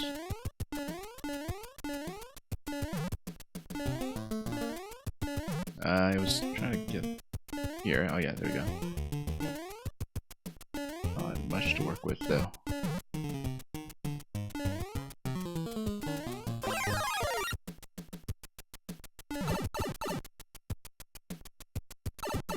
Okay, well this was seen, but it seemed like there was a big chunk of the level that we didn't really even totally experience. Yeah, because it is meant to be a Buzzy Ride. I'm increasingly certain of that. Whoops. So maybe we have seen the rest from this point. I was just kind of curious about all the parts in the first section that we bypassed.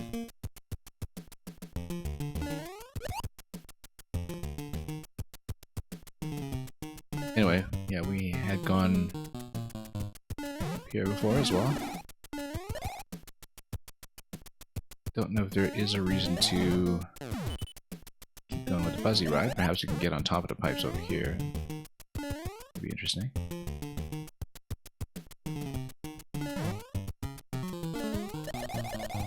And then, oh, stuck here.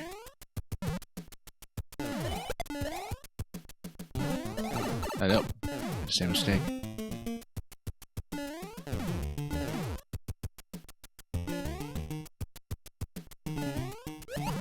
But nothing here but a leaf, so we know there's another one soon. Quite imminently, so not much of a point to grabbing that one. Well, okay, we'll probably just close this out a second time then.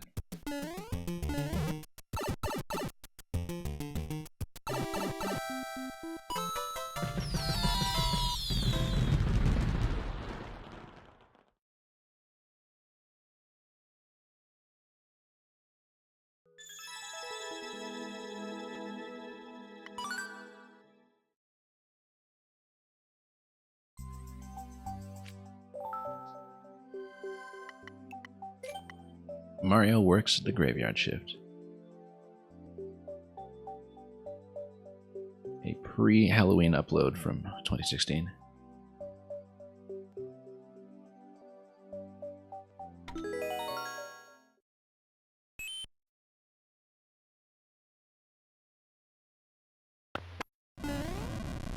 Anyway, yeah, I guess he gets out of bed in the morning or at night. And into the graveyard he goes. Just another day of zombie dry bones everywhere. Spiky stars.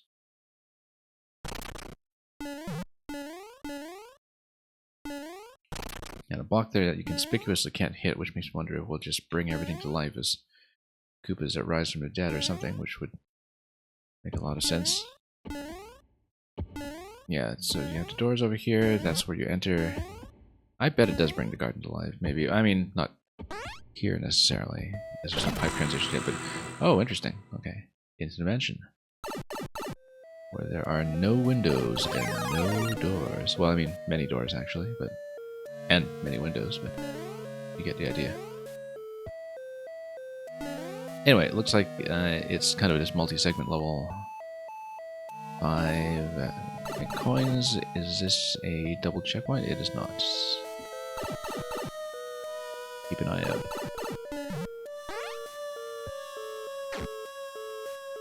Yes, this is the concept that returns from earlier. I'm glad we recognized it because I might have taken much longer to spot it like I did last time.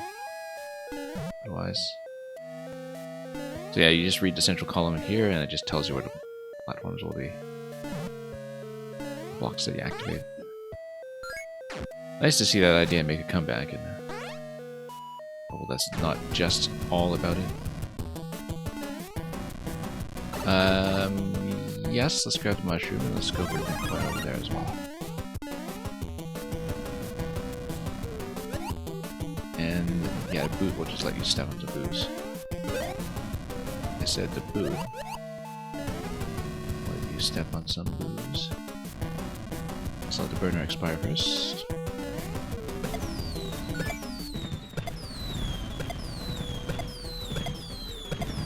Might as well see it all. Yeah, I thought there would be a second key in there. Well, or a first key rather.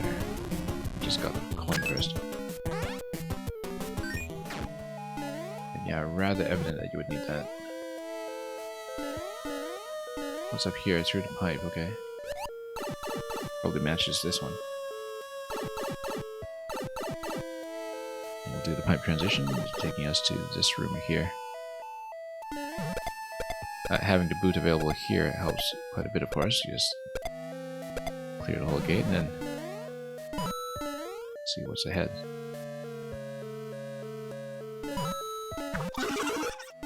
Booze galore. Whoops. Oh, that's too bad. I was expecting it to duck down before that.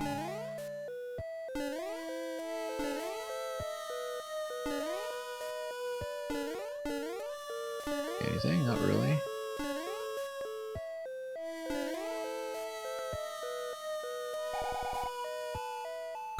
I guess it's... There we go.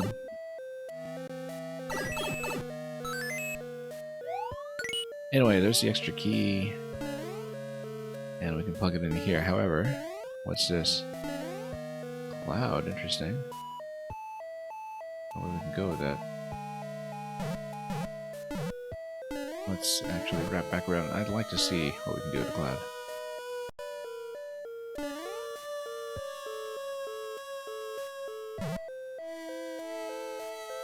Oh, nothing. A whole lot of nothing, in fact. Why is there even a cloud, then? I don't see what it gets you.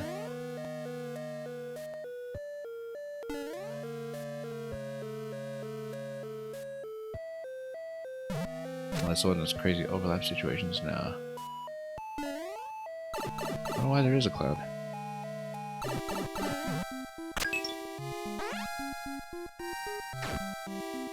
Look at that pipe stack, bottom left.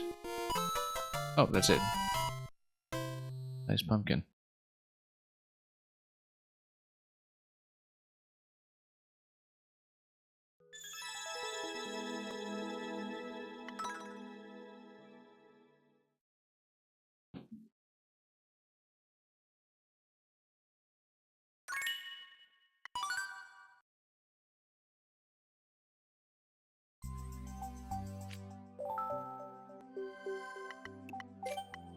Anyway, here's another Mario one. You can see that this time the gunship actually is closer to the Samus design.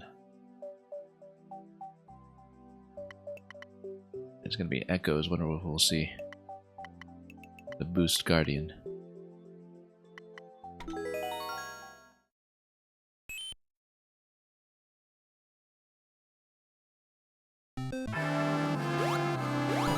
Anyway, we'll actually get the costume for once. Oddly enough, you can take damage and get on top of the gunship. It's not a Samus. This lift will take you down below, of course. And that's just going to be the way.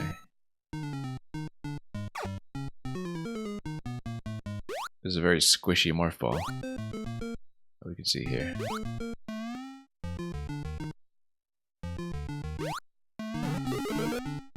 Anyway. Let's grab... oh, never mind.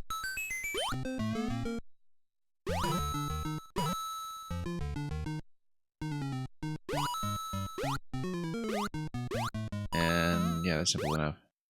Again, you probably could just ride the muncher and take point of damage to go left for that coin. There might be a more elegant way to do it, though.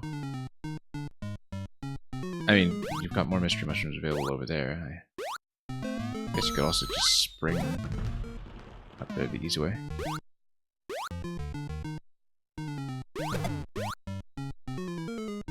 Let's let the power spawn.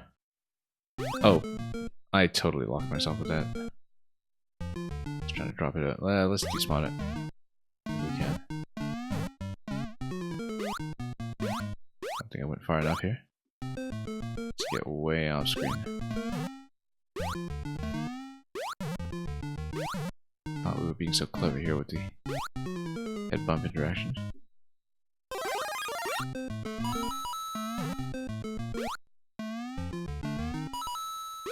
Anyway, let's pop this. Notably, you can jump your way up if you want to go for this coin. This coin too. We will of course check up top as well.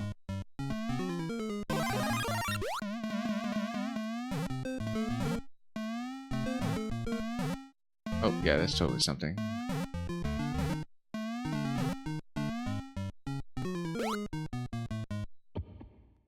Missing a coin, huh?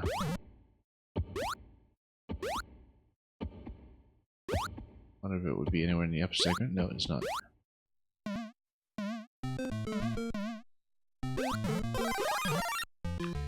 Seems like it's required to get the coin, actually. Reading how this is going.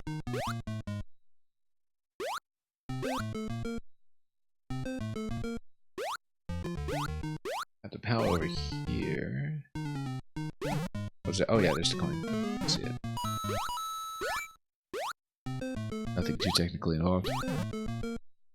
Just a bit of navigation.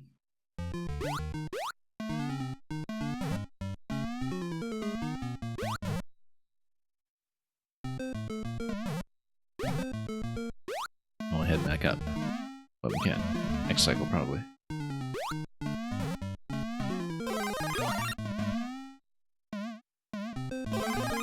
There we go.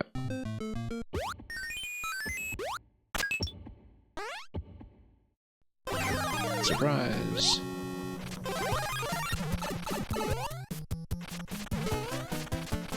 Rather tight spacing to work with, but that's what we fell into doing, and then there's the key.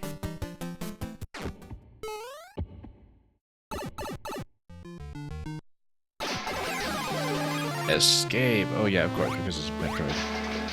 We got an auto-scroll escape sequence. Whoa, that was too slow.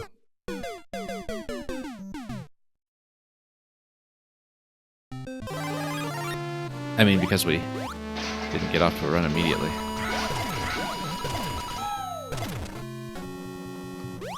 Without past a certain point, you need to get the... oh, morph ball doing the dash for you. Let's pay attention, though. Instead of scrambling to look for excess nat soon.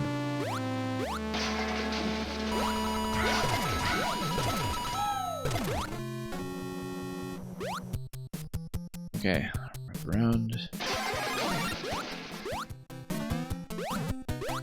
Bit of a close shave here. Oh, no. That's a pit.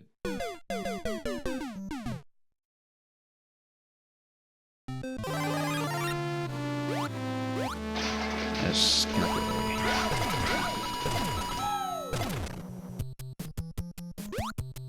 It says escape. And yeah, instead of going down below, this is much more sensible.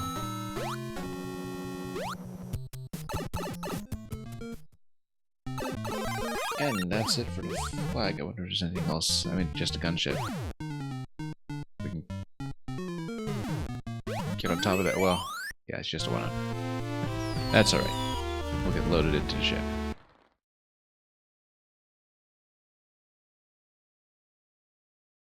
These flagpole bonus endings and make a 1 will typically force a restart if we really care to surpass them. But we're good with this one, I think.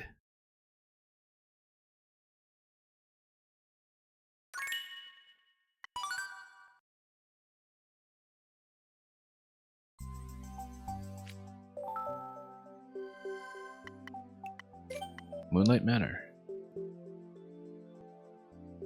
Seeing a lot of mileage added to various Ghost House themes all across this profile.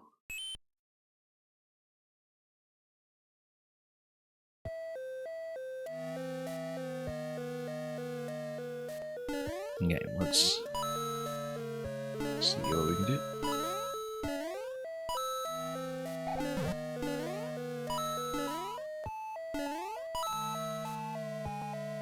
And we'll just proceed cautiously.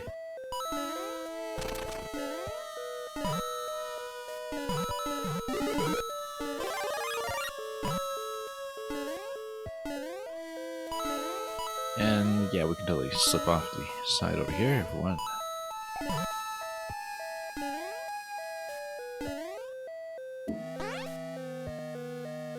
That little staircase ending there does remind me a bit of Super Mario World as well.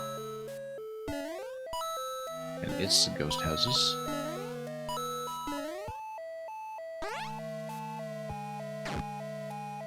And yeah, we can go below here, but for some reason we don't necessarily want to. Oh yes, no, because this kind of gives you a clue as to what to look for if you...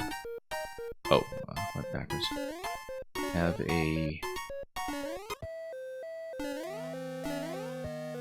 task like that. Let's... Ah, Peter over here. Okay, that looks relatively secretive. Checkpoint. Then P-switch activating here means, oh, we'll need to go back through that very SMB3, even if it isn't in the watery pipeline.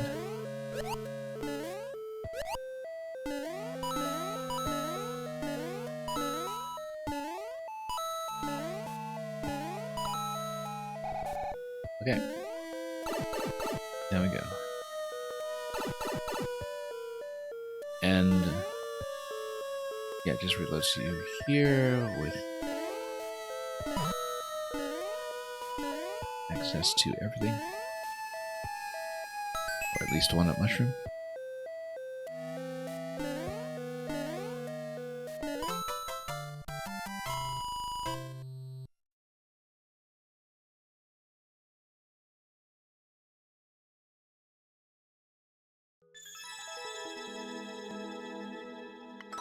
Yeah, we'll continue.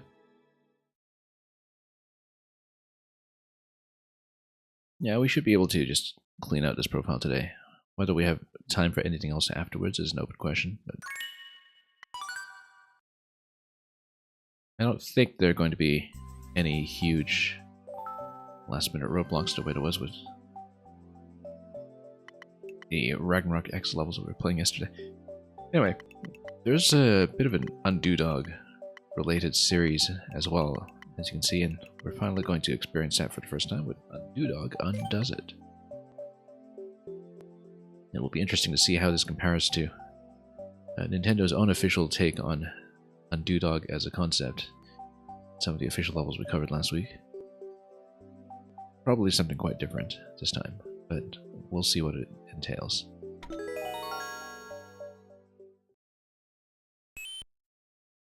Undo dog undoes it.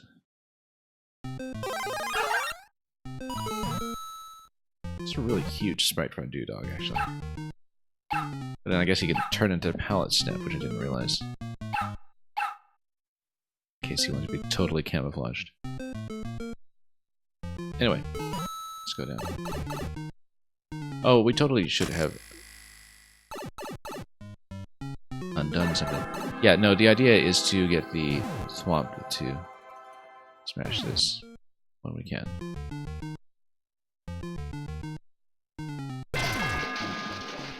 Yeah, because the idea is that once you have smashed that, then there will be some kind of spawn block over there that's probably going to... Oh yeah, no, then you go back here to let the second bomb go over and then get launched in that right location because you let it pass the thwomp. So the idea is that you do everything twice and that some kind of state is preserved, in this case the destruction of the bricks. So, grammatically speaking, the thwomp killed the bomb, but then you undo that and you let the bomb try again.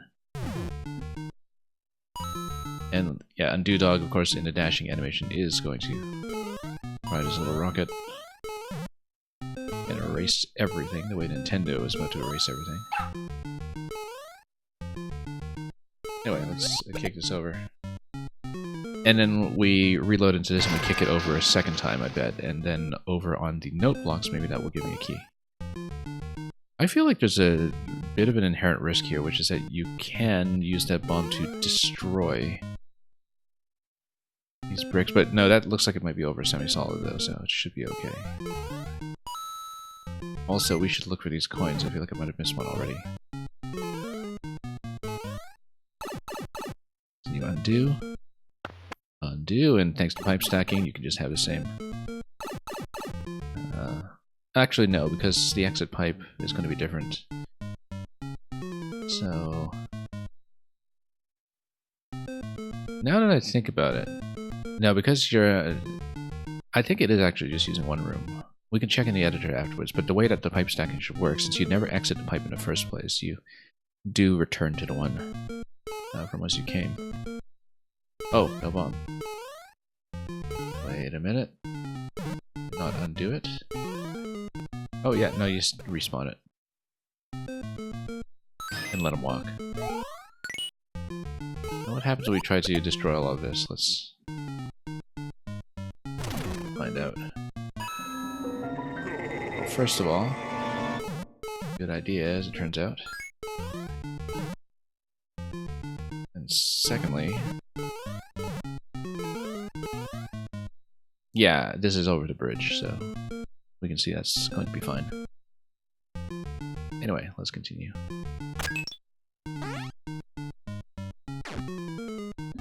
Okay. So... here's Undo Dog in a boot. Tucked in there like that. Yeah, look at this. That we haven't seen this very often, where we have this really wide sprite.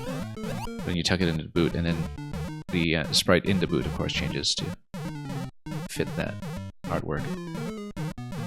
We haven't been able to see this exhaustively with a lot of the costumes we've been trying out, simply because the boot just doesn't appear in every level. But this is sort of neat that Undo Dog interacts that way with the boot. Anyway, we're going to unblock whatever this was, and after another undo. And this time it's going to ignite the lower bomb, isn't it? Yes. And what does that do for me? It gives me a key.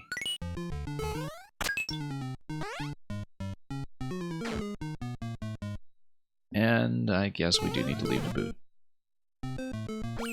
Grab checkpoint, and then it's going to be this pipe. Now, this is probably telling me that I need to jump out of the boot to hit that block on the top left. Pretty certain that will be the case, in fact. Let's open this first of all. And I wonder if it's going to be an undo door this time, an undo dog door. Undo. Yeah, it's using the muncher area there to block the door. Then that's going to open up. And then we do it again. Or rather, we undo it again. One of the two. Yeah, because Bomb's going to walk over, it's going to give us the pink coin as well. We're possibly missing quite a few coins though. But we'll go through the level first and see how much we've lost. And then we'll head on up. Probably continue through there, but not before combing the area. Oh, here already. Huh. We missed a lot then. A whole lot. Yeah, this looks like it drops you out eventually. We should see what's going on. Okay, well, there's one here, so perhaps we're just missing one coin. I mean, we are missing one coin elsewhere, but at least this one was accounted for. S for safety coin, technically speaking, although, you know, it's a very easy one to miss. Let's go back through the level then, see what we neglected. If I'm able to, obviously. Oh, no, we're not able to. So we will have to redo it. That's okay.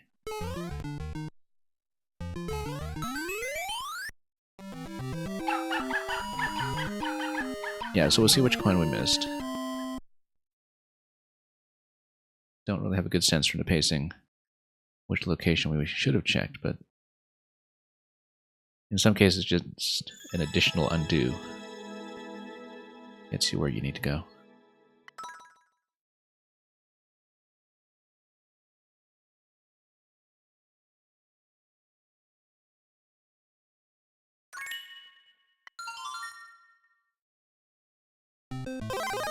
Alright, let's see about that missing coin.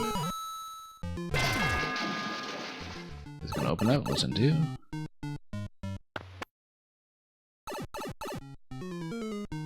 Control Z.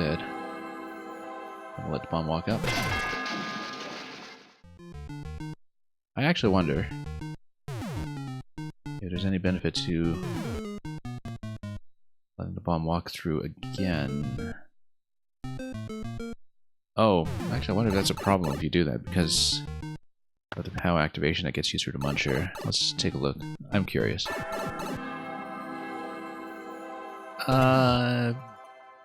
It will ignite, but I don't think the bomb is actually going to activate the POW, right? Oh no, there's going to be the bomb crush from the burners. Okay, so that's how it works. The bomb crush from the burner will take care of that. I was curious. Except, no, it doesn't, because it doesn't hit the POW. Yeah, so if you actually undo too many times, then you stick yourself.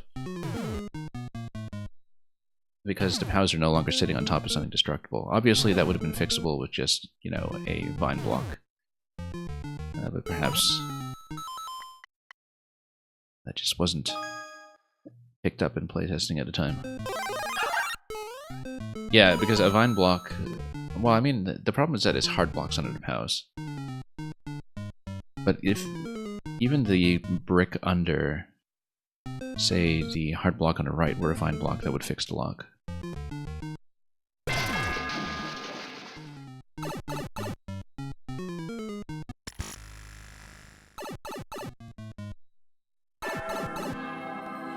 But I was just kind of curious as to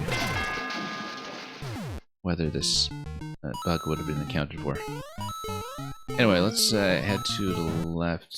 Yeah, well, you can see the pink coin quite visibly as something that we have already obtained. You can even do it right now if you want to do it on the first pass. Just get it out of the way immediately. And then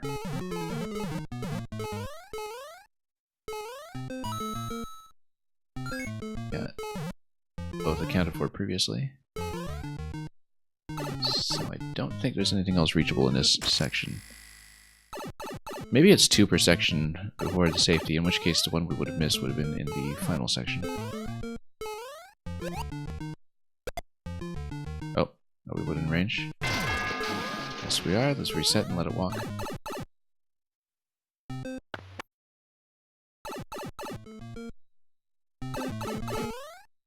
Yeah, we'll just send it over. Or not. Okay, never mind. Let's let it walk. I was hoping to deflect it a little further.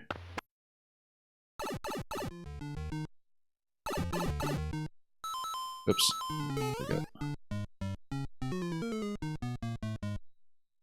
And we'll let it pick up the key. And we'll proceed. Okay. We did previously account for 2 of the pink coins in this section. There's potentially more that we could have checked with the boot. Oh, we did see. Oh! Yeah, I actually don't think I came down here previously and fit into this slot that is actually very well disguised. I think that's actually the last one that we need to take care of. We'll take a look down here. As we have an additional reset for the key. Or did I get that? Huh.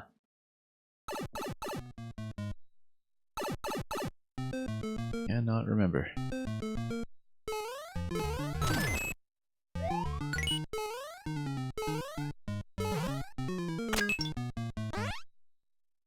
The 3 coins at this point.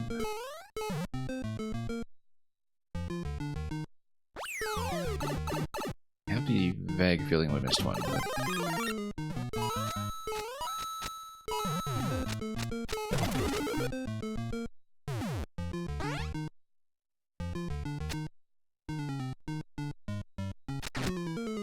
we just need to keep track a little better.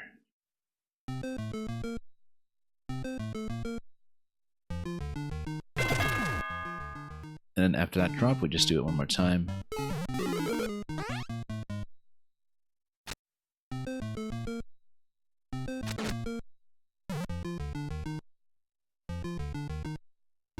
And that will give me access to this one over here.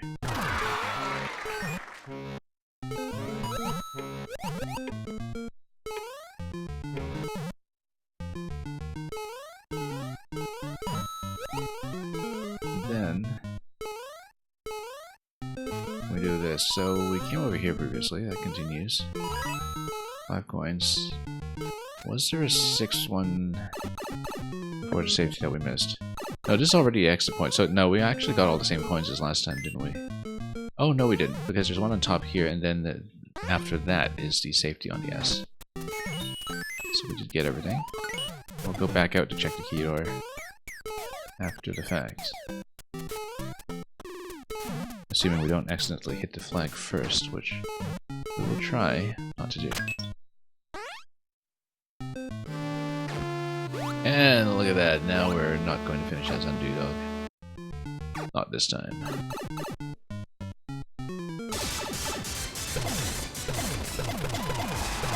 Thank you so much for...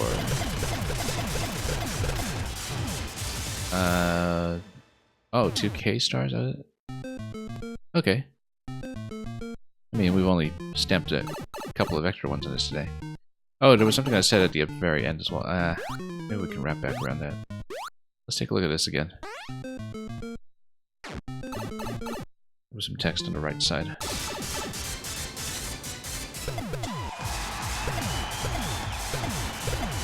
Not as explosive this time, but close enough.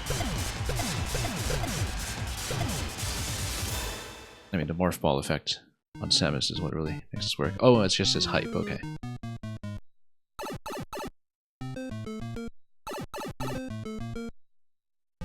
And we'll grab the flag.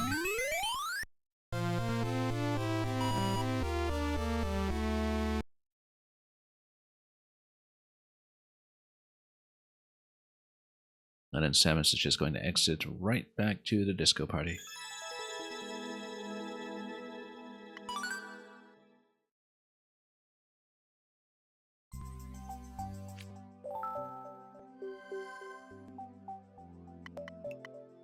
Okay, now we're getting into Super Discord Brothers 3, at least this contribution to it. Yeah, like I said, we did not really make the time so far anyway to run that collaborative Super World project for Maker 1 end to end, but we've seen a pretty good chunk of levels from it, so it'll be interesting to see what 4-8 looks like.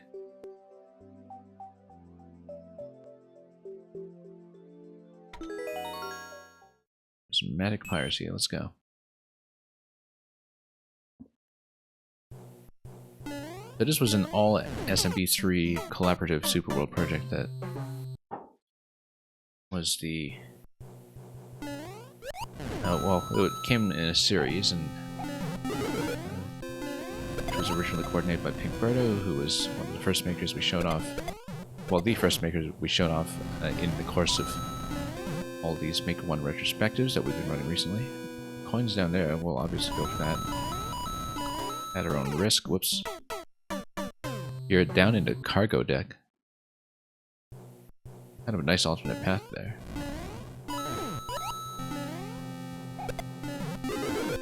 Oh, it's not too dangerously. Yeah, let's try the cargo deck once again just to see how it looks. I like that there are multiple paths. That they are very thoroughly decorated.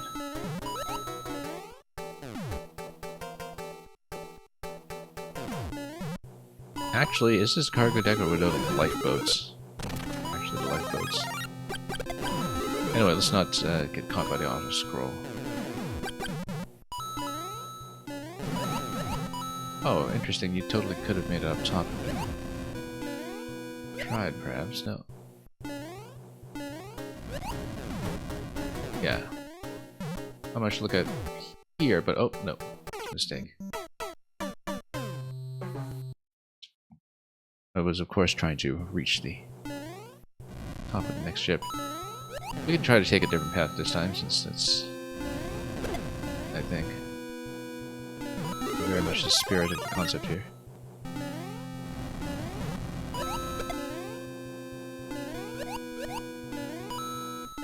And yeah, just a wrenching experience. Oh, guess we should have kept a shell down here. Hit this with something. And yeah, all this we saw previously.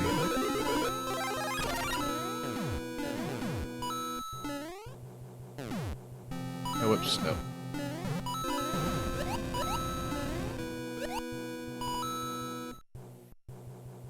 Well, missed the opportunity to get up top again, but let's just play standard. Oh, and get chased out of the way by the spike top.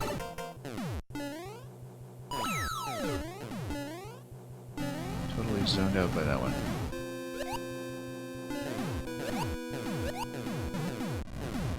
And yeah, more one-ups.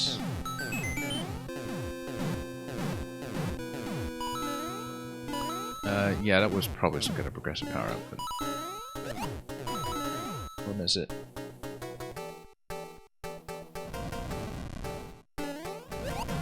This coin placement here is slightly bothersome.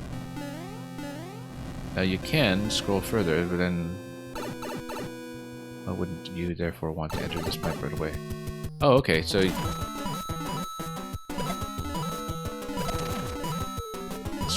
interesting. I wonder, yeah, probably we. Come on. Get out of here in time, and then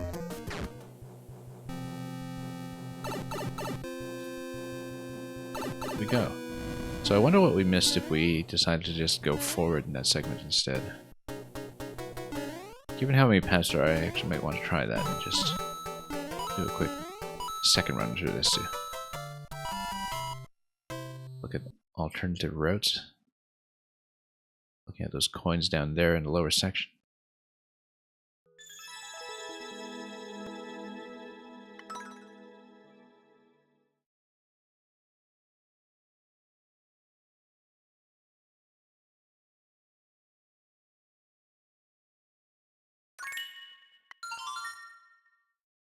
Alright, let's try to get through it again quickly just to take a look at some other spots. Nope. Bad idea to stand there.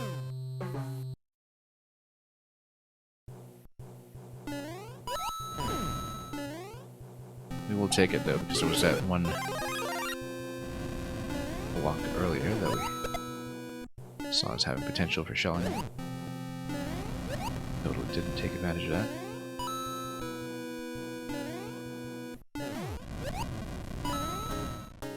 And yeah, this one here. Just a one up. Nothing to it. And an additional vine spawn, for good measure. And a flower as well that will just come conveniently into place.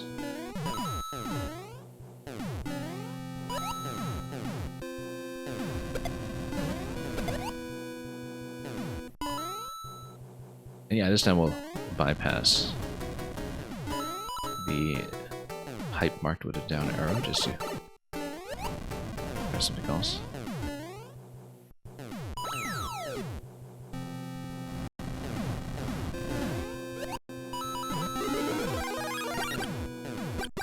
And yeah, quite a lot going on in the upper deck there, but now what was that for?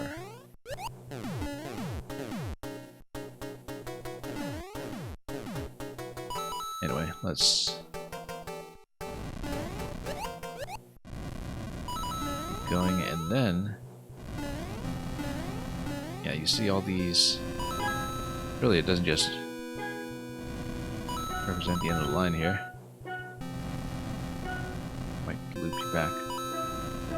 Something perhaps. Oh yeah, it just lets you skip down to lower level, except auto scroll is going to be a problem in a moment. As well as a shell wiggle. Yeah, actually, it just gives you an alternate passage. Oh, oops. Wasn't watching the skew at all. Yeah, it's the same boss room actually. Just a different way to get in there. Now we know.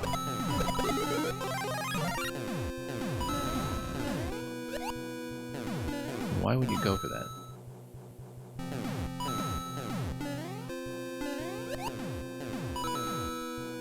Just for the sense of accomplishment, I suppose.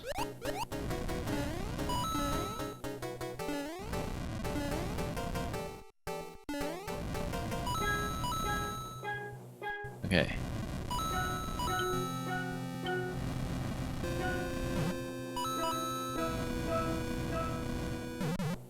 So now we can check this up top. Doesn't really help in any capacity, as we saw before.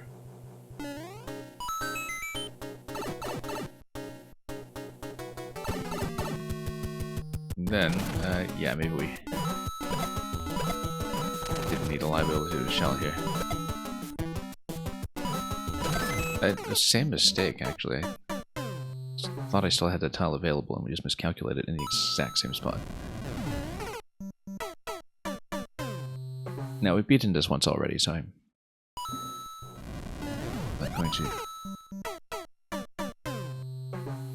be too concerned about wrapping up this attempt for the second run now that we've explored the rooms that were out of the way.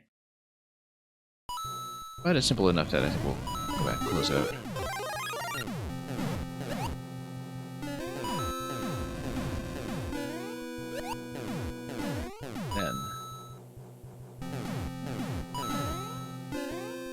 See over here.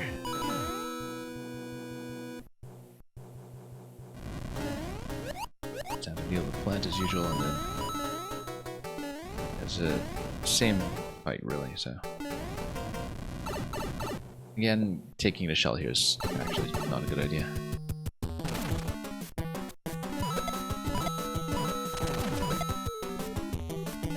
And we stay reasonably centered, and that gives me plenty of room.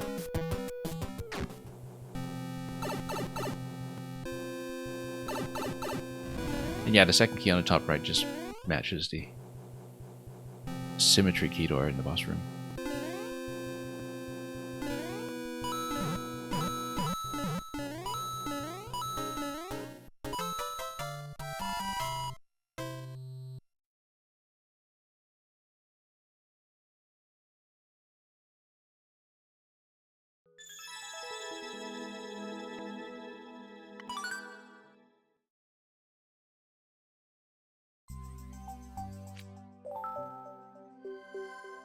Z7 with the world record on this one.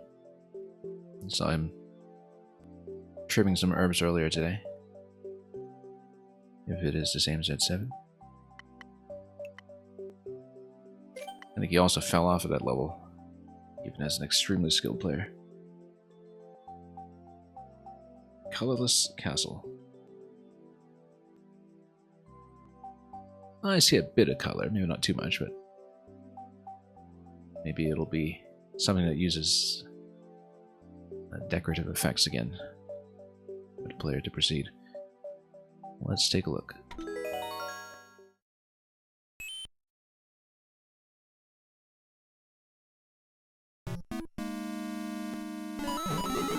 And yeah, that happens often enough. So we'll look for 4 coins. In all right places.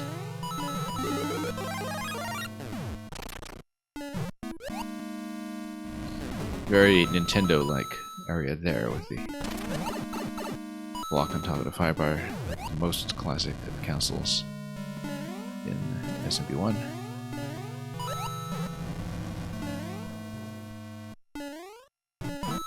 Proceeding slowly so we can scan for coins, but we can check that afterwards. Let's see, there's a whole coin trail on the right side there that, to me, it's pretty heavily implies flight. If we can get a leaf up and running. It's possible I missed my chance at a leaf.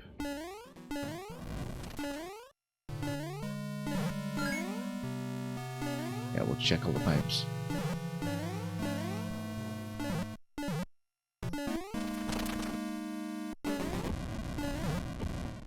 Oh, we're missing quite a bit. Let's see what's inside then.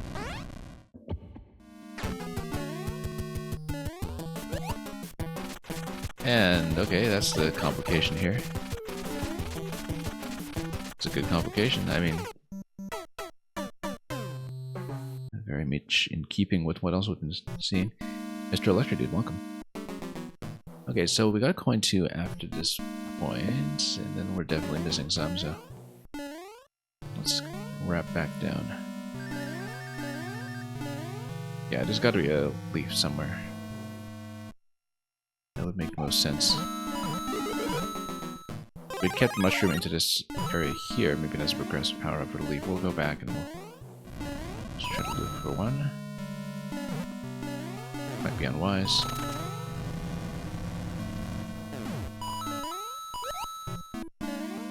But, no, it's Mushroom over here. But I wonder, yeah, if you go through the level left or right, whether the leaf is available that way.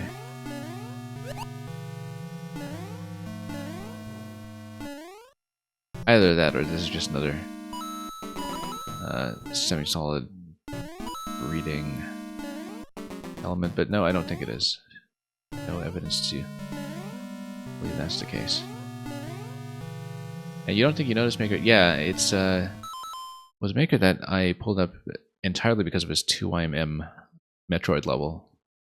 The 2YMM level that was a remake of Metroid 2 that released actually the same day as Samus Returns on 3DS. I remember being very impressed with that one when I played 2YMM, and so it was a profile that actually had quite a few Metroid-style concepts on it. That in itself seemed to be worth a further look. So yeah, we'll need to redo this one because I feel like I'm definitely missing a leaf or something like in the second power-up spot. Or I mean the coin, but let's get past Junior first because then we'll have a better idea of what we're dealing with here. Oh, that was a bad position.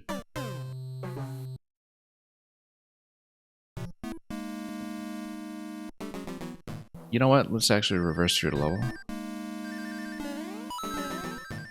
And leave that second question block for last.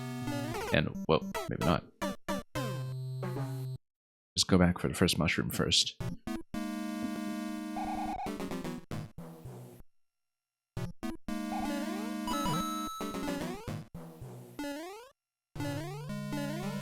And yeah, we saw this pretty crazy, whoops, interaction earlier, where we had a boot, we had a Shelmet, and we were big, and managed to punch munchers through a ceiling. Where that overlap just miraculously worked. Where we were bumping munchers literally through a wall.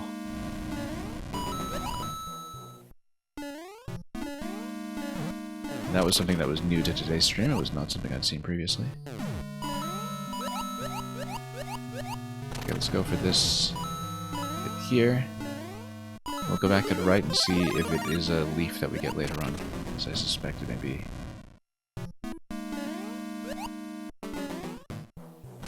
No, come on. Alright, then let's just continue to stand away. Or not, I guess. Let's change our minds yet again within a span of a few seconds.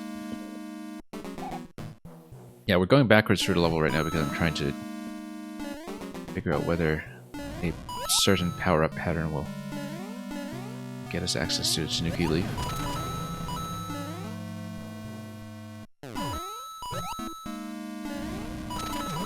Oh yeah, electrocuted incidentally. Not that we've been able to coordinate Splatfest recently.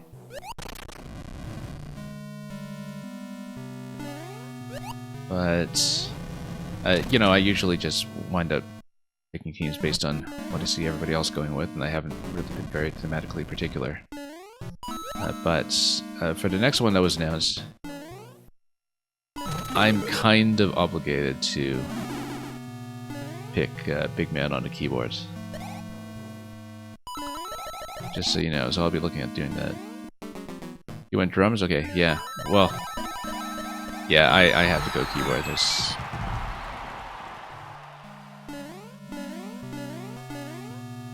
There are a few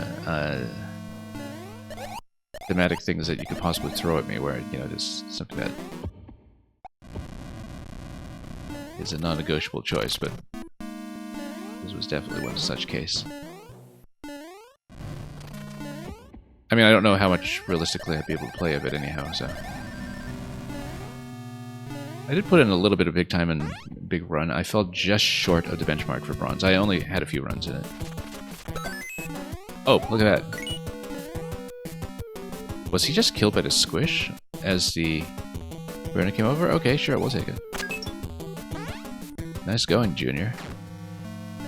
There must be an additional coin here. For the key door. There we go. And we have to take the other tower. Oh.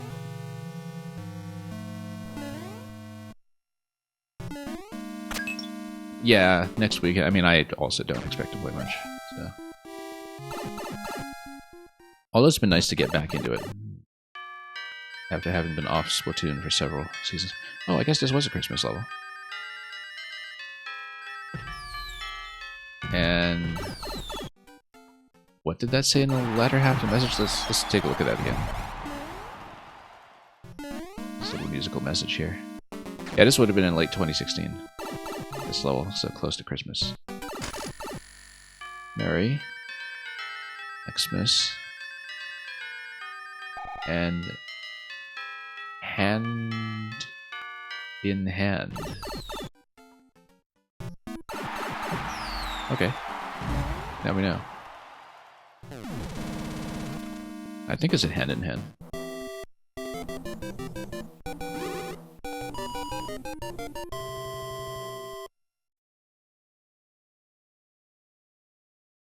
I don't read pixel art very fluently at high scrolling speeds.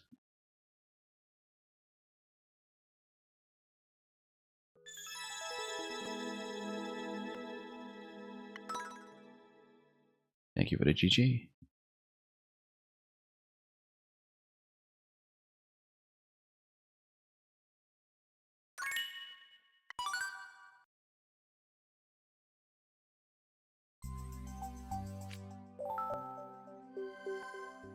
Yeah, it's been a more traditional-oriented set with occasional Metroid non-linearity to it, but a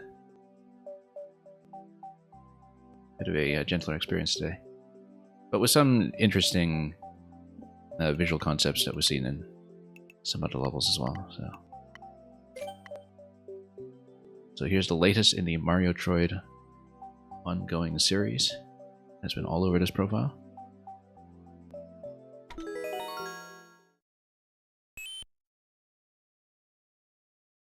And we've definitely seen this concept be steadily refined. I feel like this is a trap, unless it's a block here. Yeah, of course it is. Can't just enter the gunship right now. That sweet, sweet soft lock. Anyway. Good old recognizable droid structure here. Plus a 1-up. Those who want it. Then we'll just smash this up, Samus. Oh, no. Never mind, I guess we won't smash it up with Samus. Let's go back and get another one.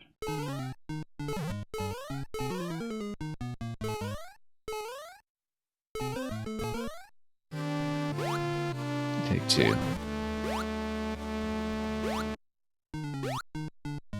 Yeah, I should have watched my positioning with that ceiling drop.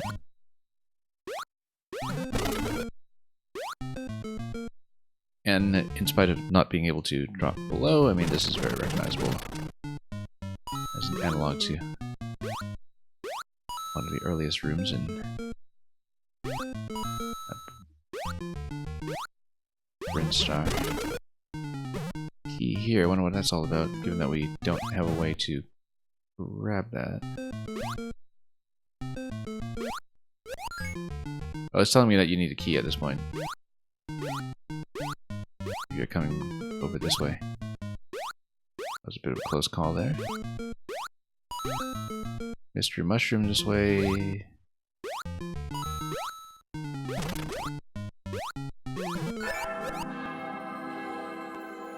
And yeah, I know we skipped over that pipe previously, but... Oh, okay, this just gives me more boots.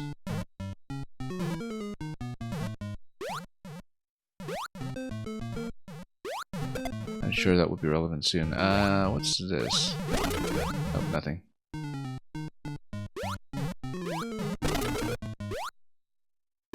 Oh, wonder what the buzzy's for. Didn't look like there was anything to fly towards. Even if you did lead it. Yeah, it's absolutely nothing, so maybe we want to lead the buzzy over to the other side. Depending on how it spawned. Oh no, this is just... the buzzy's just there to represent the relevant Metroid enemy that you can farm for additional energy. But I'm not busy just running into you.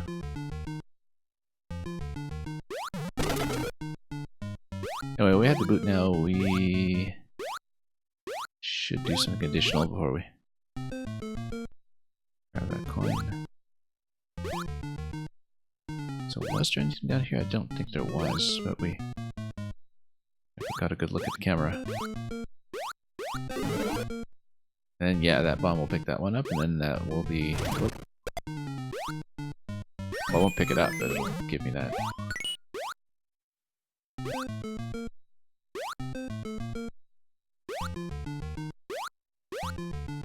Anyway, let's punch it in.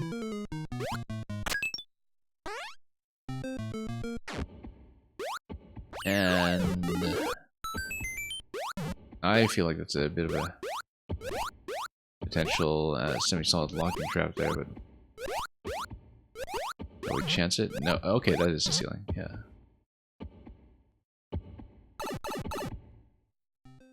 Anyway, there we go.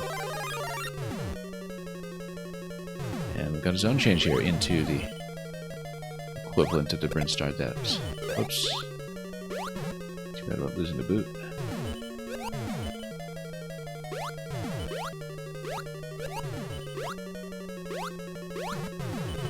And let's not get shot too much here. Oh. Not the best intersection there, but we got it. Oh, and this already kind of looks like the Mother Brain room. Including having to step around the lava.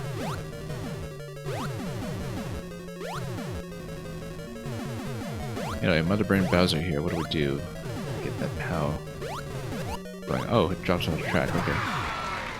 Then we just whack him while he's standing. If he's hopping, of course, that just doesn't work at all. But then more POWs come along if that's the case. And then, oh, escape sequence. Very nice, actually, this one. Run. Oh, and I mean, you know, it's telling you to run because then the music actually synchronizes properly, but obviously as a Metroid-style level, you're not going to have auto-scroll or step, given this effect and everywhere else in the layout, but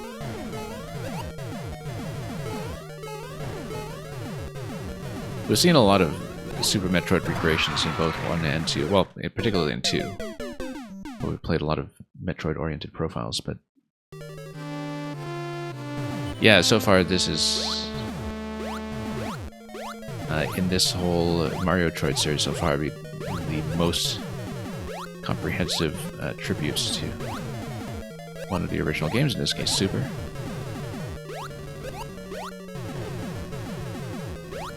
The POW will have to come over. Yeah, it's not necessarily intuitive that you're waiting on a POW, but we got it. Anyway, we do need to go immediately in this sequence.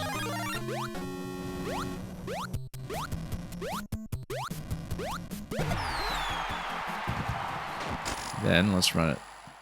Listen to the music. It gives you, well, slightly out of tune, but it does give you the ending chime.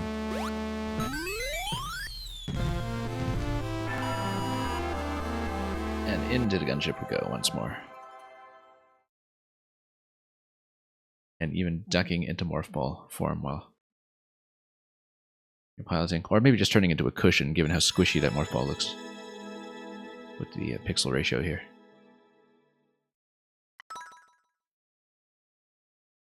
Thank you for the GG.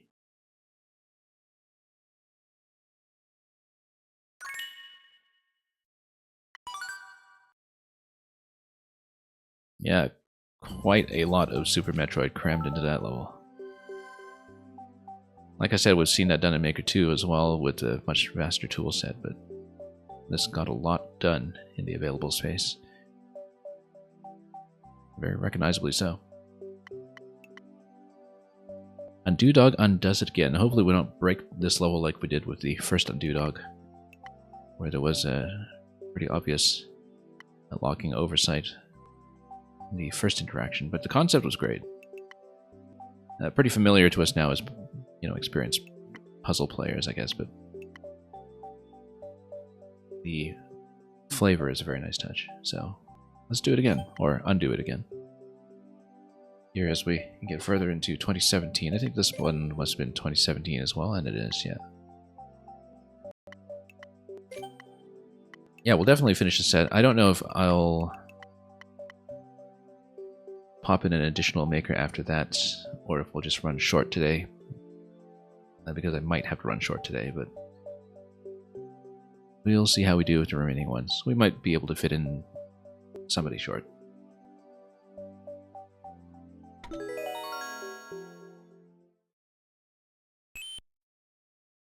Taking a bit of an easy day in terms of the clear rates, of course, but I have a lot of other makers lined up that will add some contrast to that. Okay, so this is actually the same opening as the previous one, so I wonder if this is actually just a revision or a fix of the previous level, which means we can check the first section right away. The undo screen is a little bit different. You see far more doors on it, in fact. So I wonder if this has fixed the issue we saw last time, which is a very easy fix, which is an additional undo. Oh, it totally didn't fix it. Yeah, it totally didn't fix it. Like I said, one of the... well, the brick under the right side, how just needed to be a vine block. But, you know, we know that now in hindsight. Yeah, no, that was the same lock in the previous rendition of this level. It might be a different level with a shared early teaching sequence, perhaps. I don't know how different it will be, but there are clearly far more reset doors that are on the undo screen, so it might be an expanded version. Yeah, all of this is pretty familiar with what we saw in the previous level so far, though. The coins make it a bit more obvious than before that that's going to be a coin passage. Also, this here looks significantly expanded. Oh, we need to move the bottom over a little bit. Yeah, the right side is no longer just a bomb dropping onto a note block with a key. It's something bigger now. And we'll see it.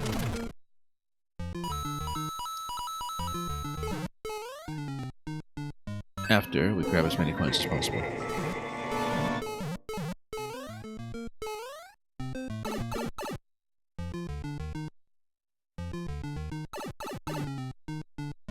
Yeah, so it's an expanded revision from what we've seen so far. We'll need to kick this and reset multiple times. Undo.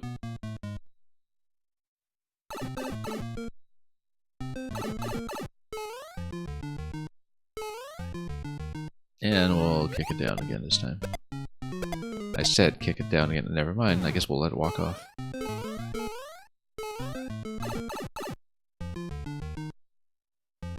Too much rebound.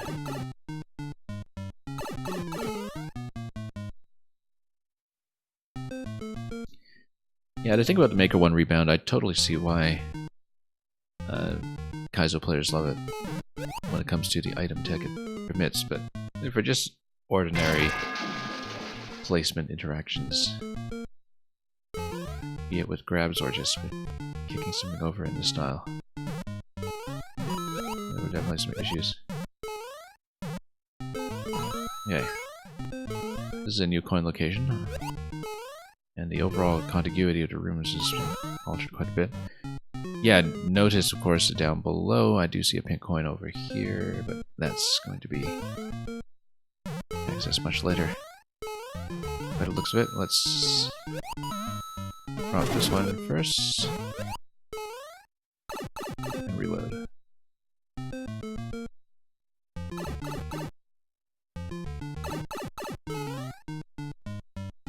That'll give me a key.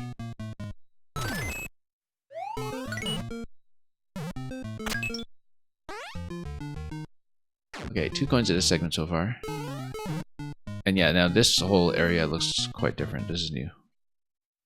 And then the coins tell you where the reset pipe is going to be. A very fortunate hit there. And then this will blow this up. And then why would we want that? Because a bomb is going to walk down here. Of course, you could always take damage with Undo Dog and probably get stuck after that.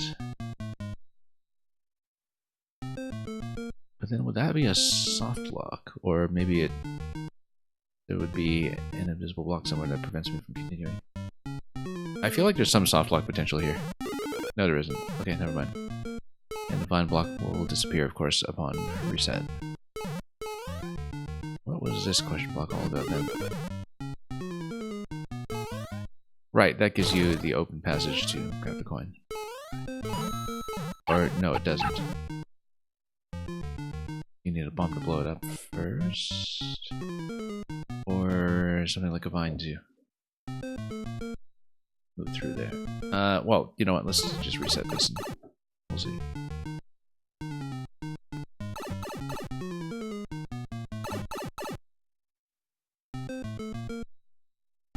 I guess... maybe we shouldn't have created that. That's not right.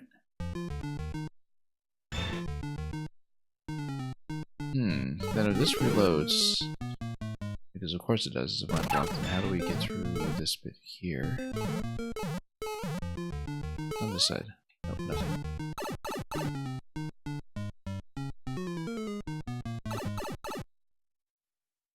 Anyway. Maybe not the world's most complete undo, but...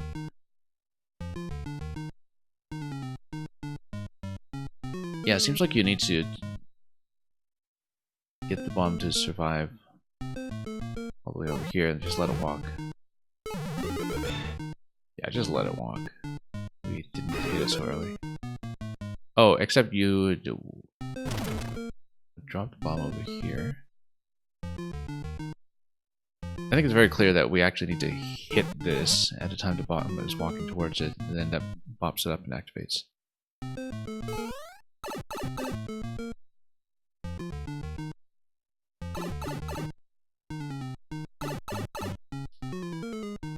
Yeah, we'll pop it.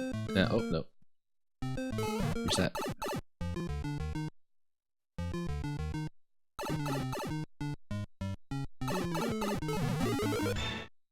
Then we'll bop it over here. Nope, missed. Yeah, you do need to hit it on the way up. I think that's the only way.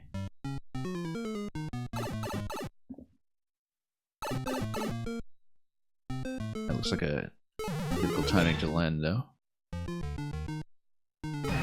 Nope, doesn't work. Just trying to bop it.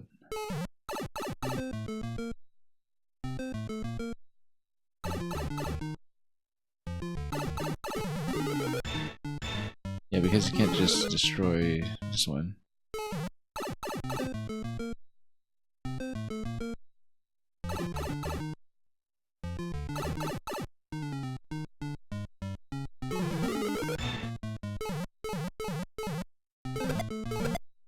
There we go, much better. That'll do it.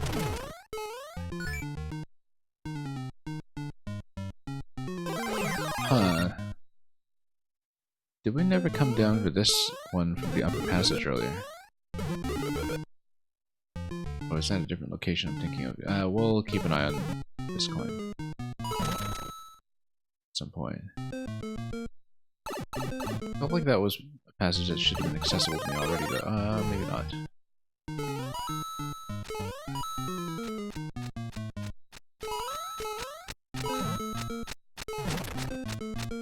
Okay.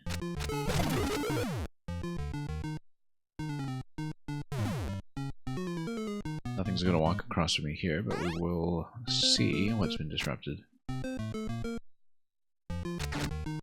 Now the bomb crosses. As before.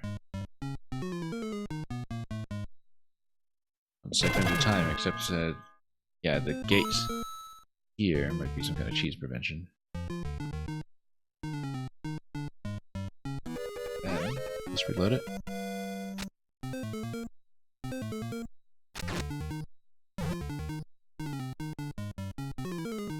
And that'll be coin 4.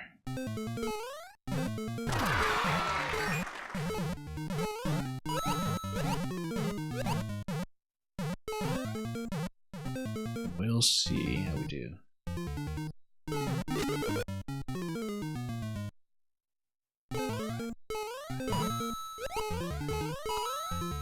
Anything?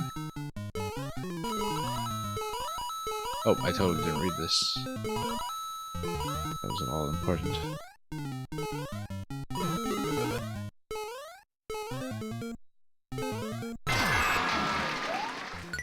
Yeah, key's going to be sorted for you.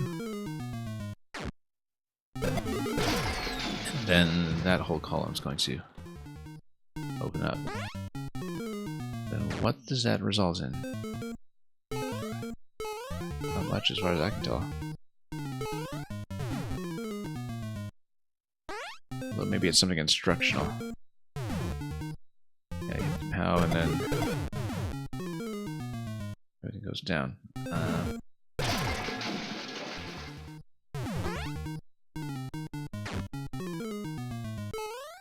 Well, 20 seconds won't really be enough to resolve this.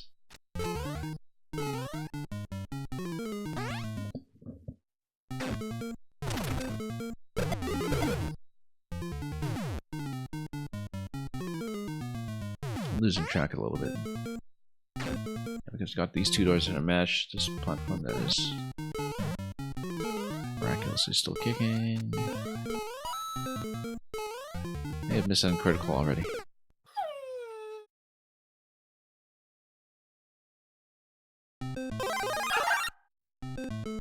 Yeah, because we appeared in this segment over here. Seems like we've got some ways to go.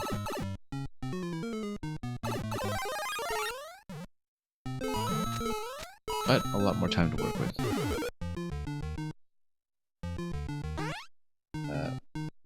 No wait, it's not right.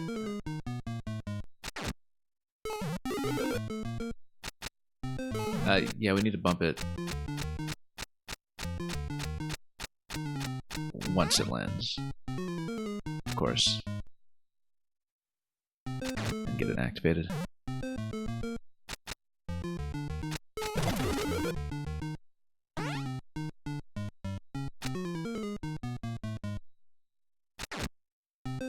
Now we wait. And that'll be coin 4 across there, which will obtain soon enough.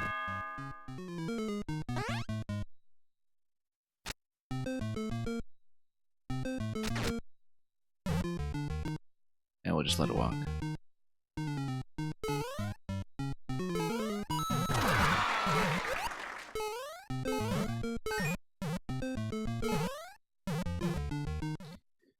Okay, past that point.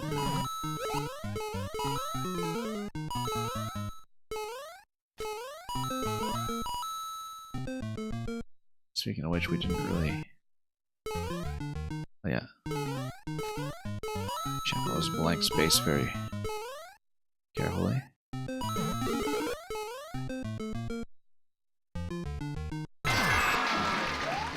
Doesn't drop the column, but this was kind of the extent of where we were previously.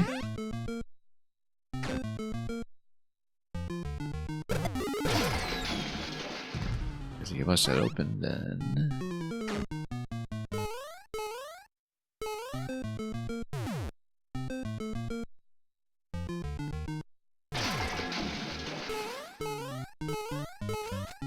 Well, we'll see.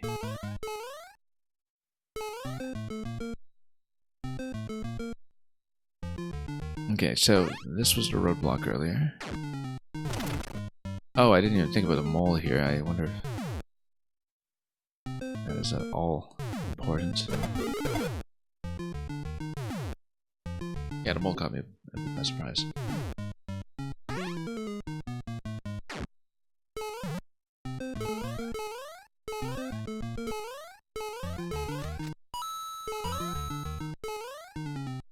Okay, this is gated.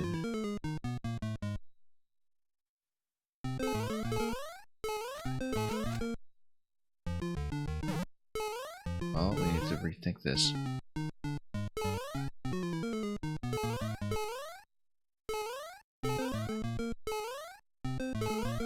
Also, we need a shoe to get up that stack.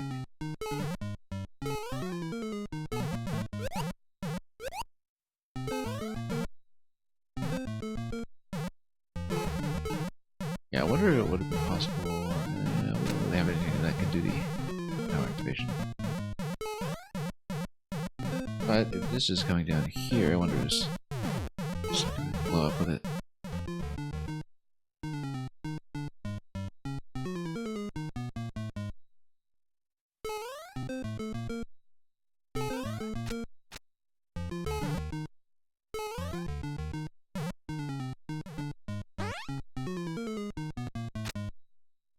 what did we undo exactly?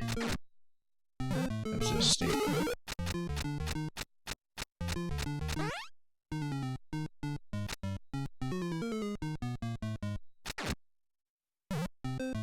Okay, so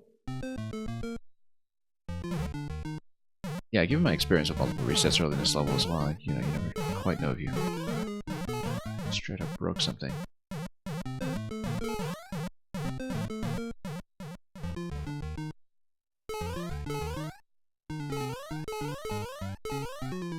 Like I was saying, this is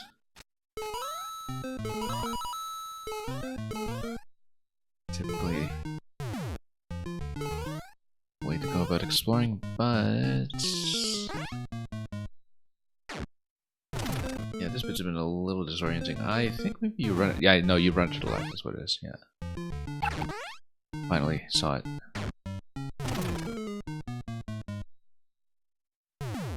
There we go. That's it. Okay, took me too long to see it.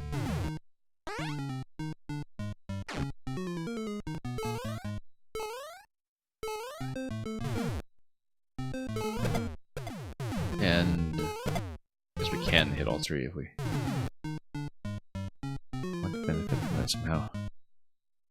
Oh, here's the classic. Oh. I want to say energy tank trap, but we got it. You missed the long blasters. Yeah, I know. They're all over the place in this game. Particularly the elevator shaft interaction where the blaster collision sends you all the way up. So we knew from previous experience. Okay, we're short one coin. And regardless, we can't proceed through here yet. Anyway, oh, that is the flight. Okay, never mind. We will, of course, go back over it to try to find the last coin. Looks like you have 2 sets of key doors here, too.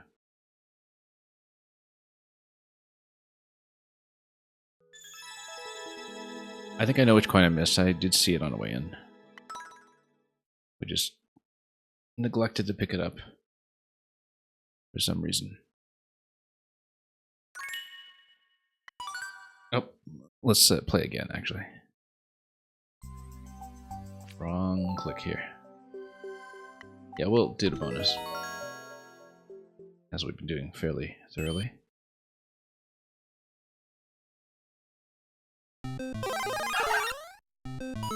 Yeah, so we open that up, reset. Completion this time, yep. We've been mostly pretty good about that.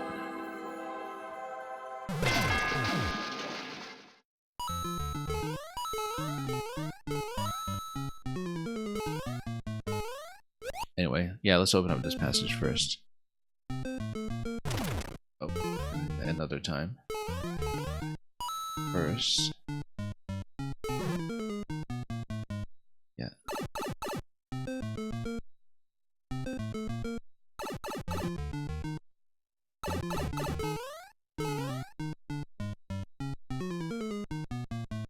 And we'll open up the bottom left once again.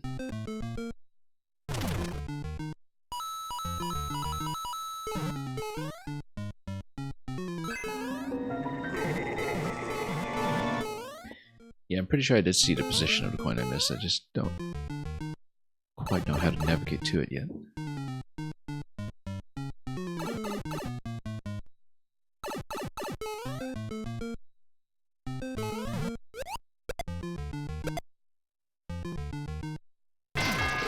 And one more.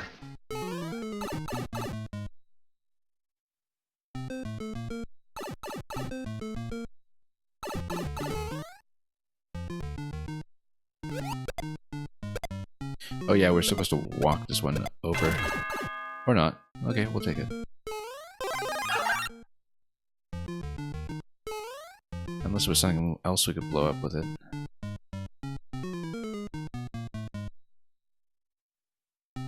Yeah, that coin down below is accounted for.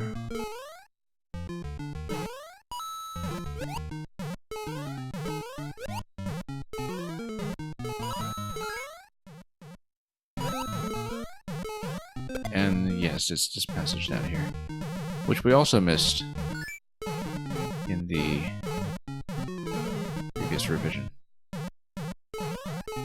Same kind of spot, actually.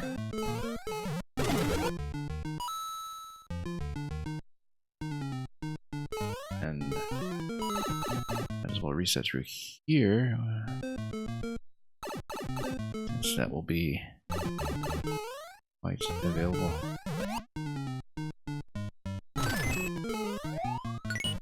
Okay, that worked. Still seems like we're missing a spot, though.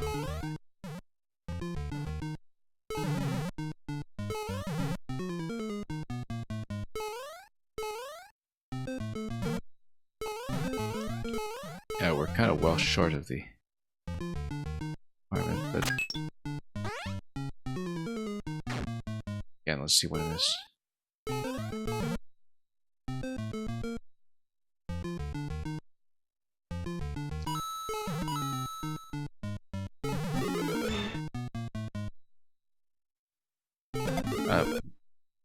That actually doesn't help currently.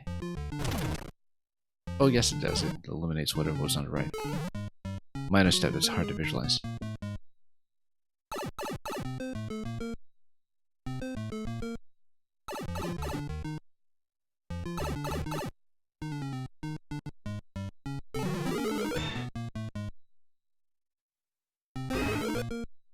Okay, that'll do, and then we just have one more of those to properly position it over.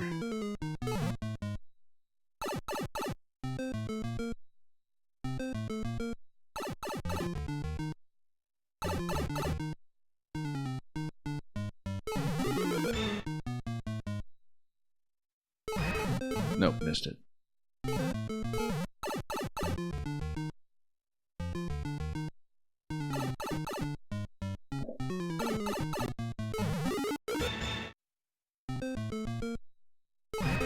Nope.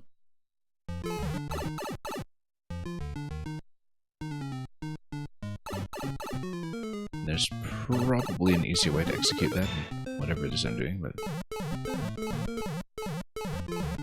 let's just spam it. There we go.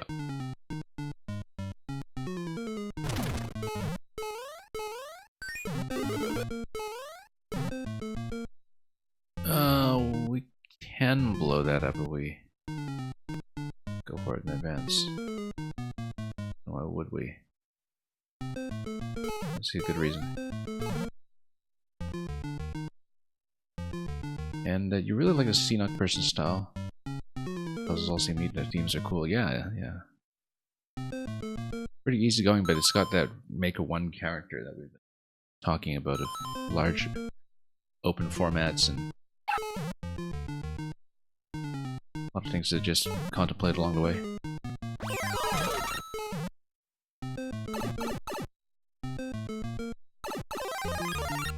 Wish you had another few months with Maker-1, yep.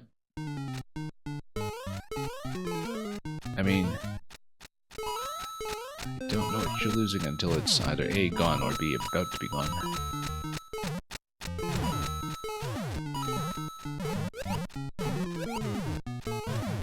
Still haven't figured out how to reach that one spot that we know isn't accounted for.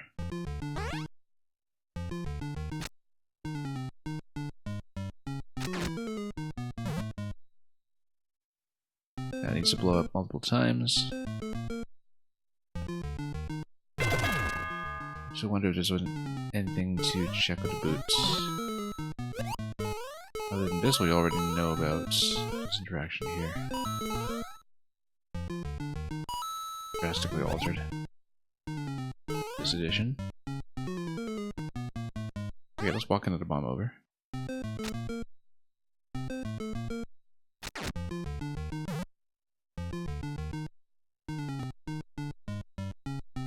Then that will be this one. Or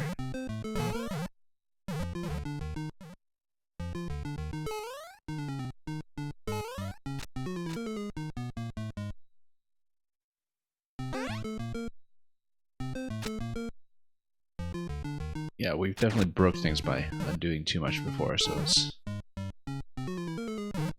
that be our undoing.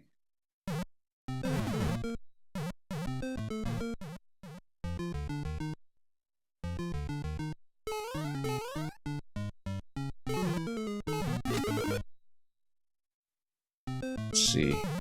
Maybe I should just proceed, but I know I'm missing one thing.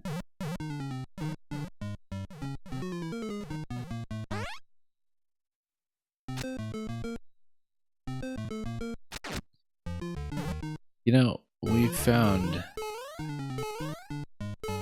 Is it one that has some potential? We'll just take it.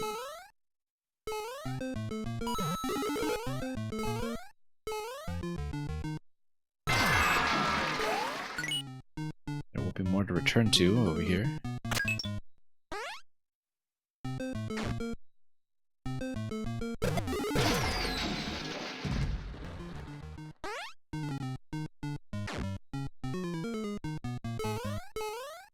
Ooh, really burning that clock again, actually.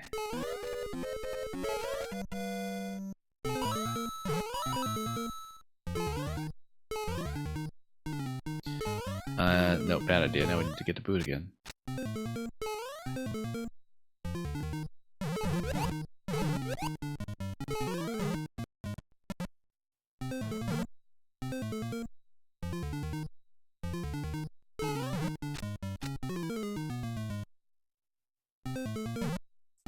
Okay, let's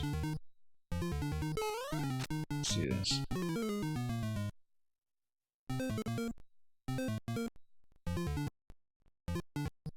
Oh, okay, no, we need to reload this.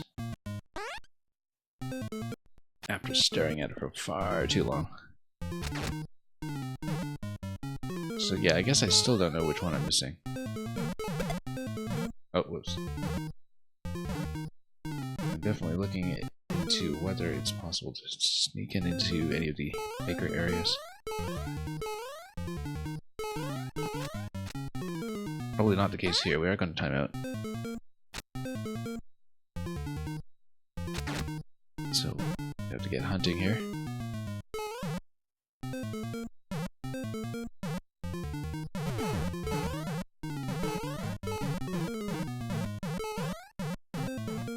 Oh, whoops, not this one.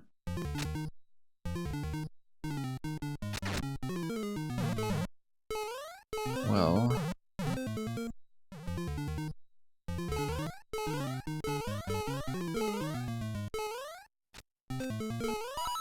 increasingly clear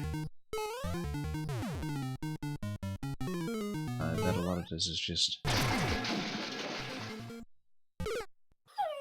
I had something to say about how the level is motivated, but kind of lost track of it. Let's see. 5. These, or sooner will be.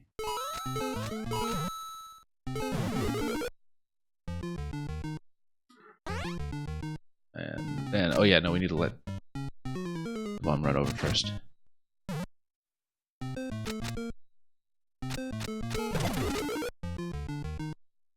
And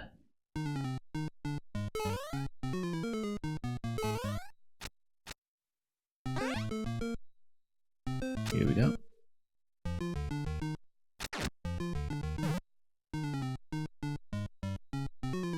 Yeah, so that'll be coin 5. We know we're still missing one though, and I'm sure I saw it. It was buried down below some diagonal steps in the main world. And yeah, I actually have no idea if Seenoc ever made it to Maker 2.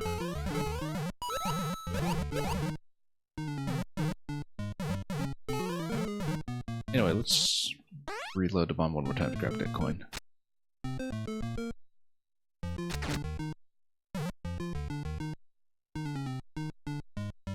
We'll just let it walk.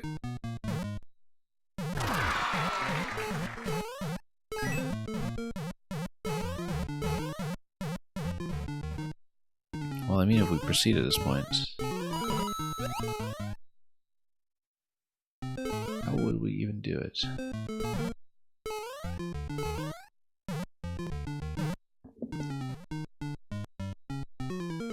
Let's just go back.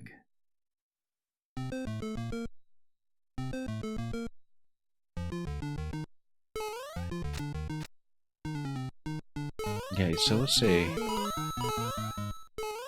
about this. I don't understand what any of them were talking about.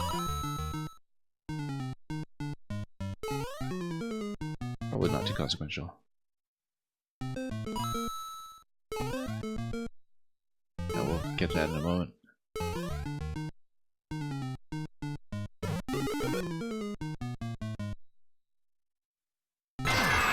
Not necessarily stumped, just maybe feeling the attention flag a little bit. Yeah, so we have one key here.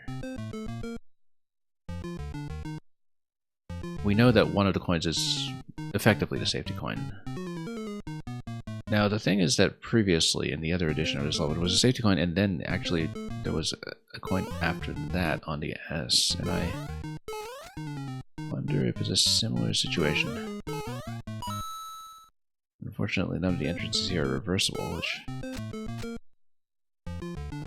is a bit of an issue as well.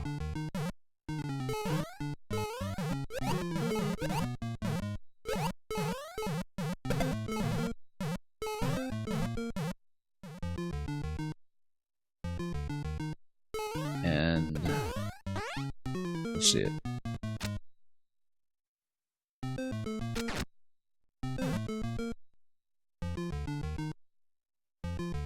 Well, I mean, there is one conspicuous place to go, so to speak.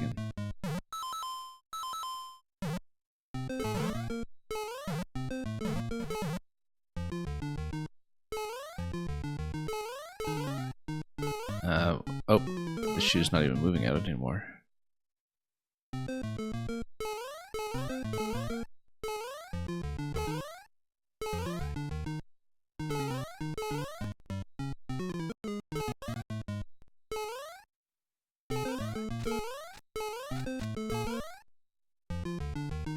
Well,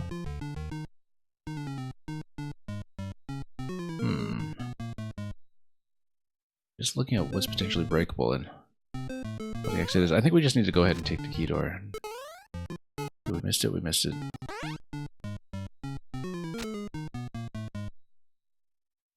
Undo. Yeah, very easy to just kind of lose track of the passages as well when it comes to different places that you can go. Various other things, but yeah, so if you set a bomb over here, it ignites. Now, is there a reason to? Or perhaps it's one of those where you really need to take it off stream or something. Or, hang on.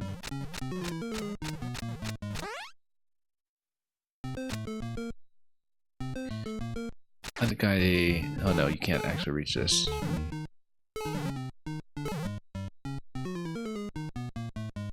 What can you possibly blow up with that? That is within a reasonable time.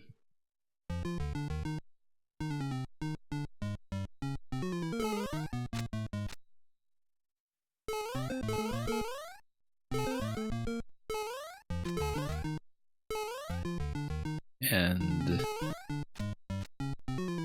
let's see. Oh. We'll see what they have available. We'll go through this segment here. So yeah, we know about this bit here. We spent way too much time looking at it and trying to loop through. We're going to redo it. And then, yeah, that does need to be removed. We'll go left. And we'll just wait for this to open up.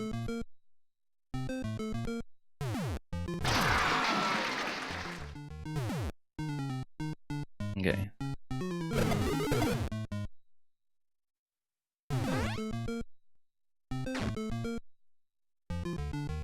Yeah, because if you drop the whole column at this point,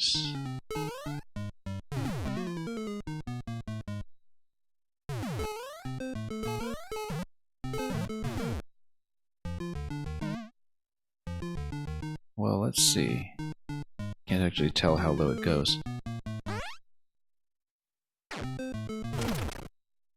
Yeah, it just completely drops out. Like that's not gonna help.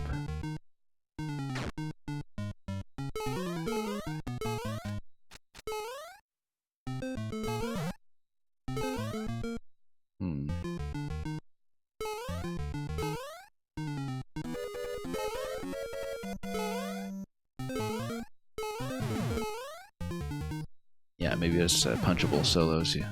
Maybe through a 3-stack. Wonder how that worked.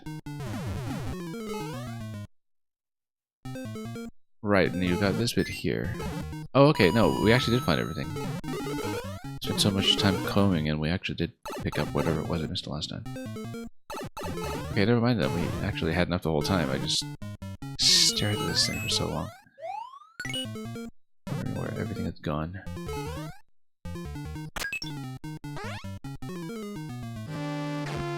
And then we have an additional segment here. Oh, this is new.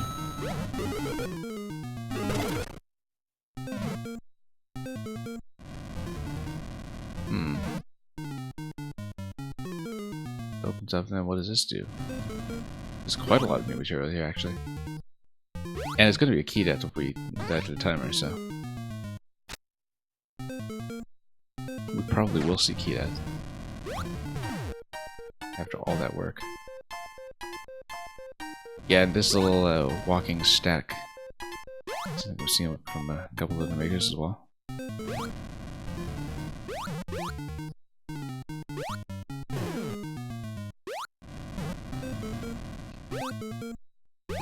Okay. I guess... this...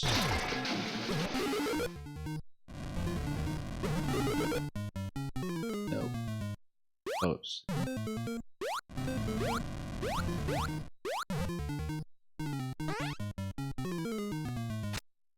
Haven't really mapped out much of this. Yeah, it's gonna be time's up. And we are taking a key out there, so we do need to redo it. Okay, that was actually a significantly expanded sequence. As to key door, so we just didn't make time for that at all. We love bonus sections with entirely new levels in them. Yeah, yeah. Much more extensive than I'd foreseen.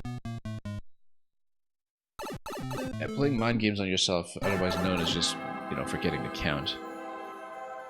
It's a redo dog, that's exactly what it is, yeah. Very accurately said.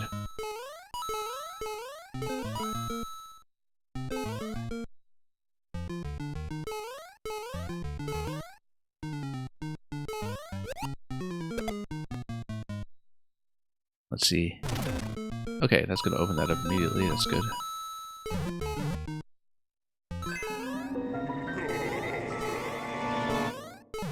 Very threatening.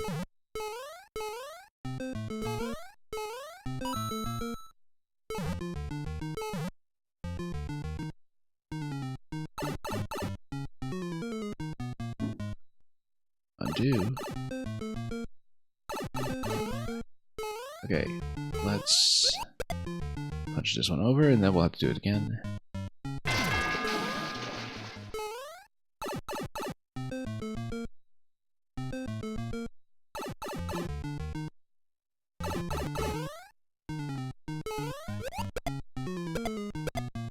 Yeah, bad idea.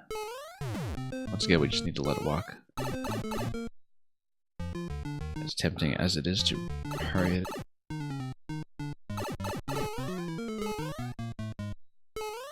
We'll just let it go. Okay.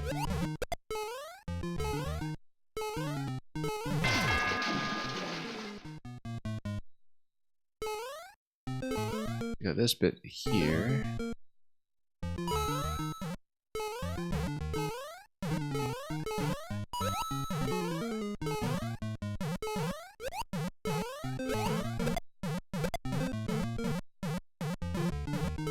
Yeah, so this bit was the one I missed. That's accounted for. door.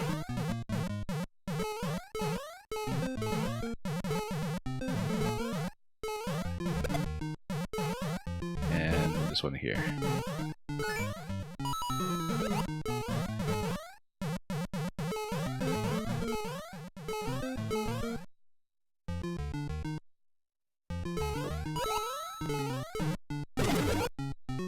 Knock that first, and then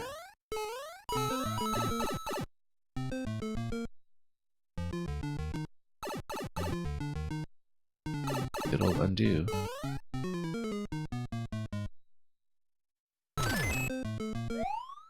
Okay, let's solve that.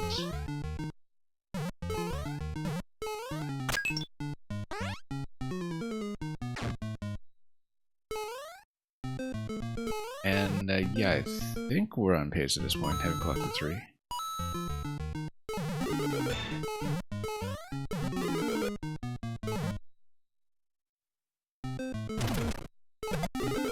Yeah, it does need to walk over 1 additional spot. Let's try that again.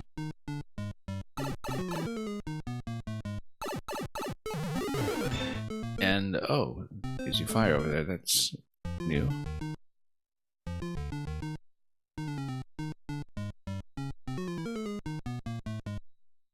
Oh, we actually didn't previously see that in terms of giving you an easier ignition so you don't need to hit the bomb from below. And yeah, Electrodude do remember to breathe every now and then. That's kind of important. So it's not walking over. Oh yeah, no, because there's the brick there. You need to destroy that first. Totally forgot there was 1 cycle dedicated to that.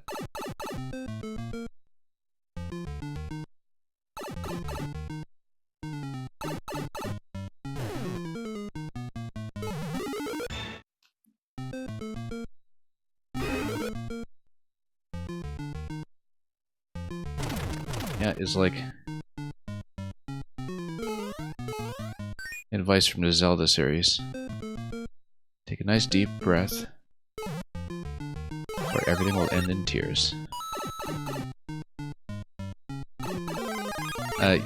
Put the afterburners on? Yeah, I suppose so, otherwise we'd just get key death again.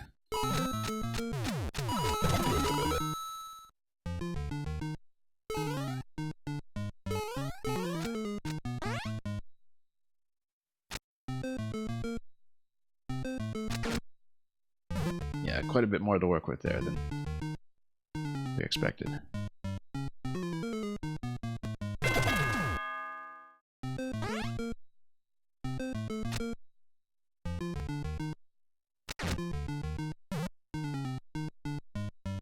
Anyway, we'll just walk it over.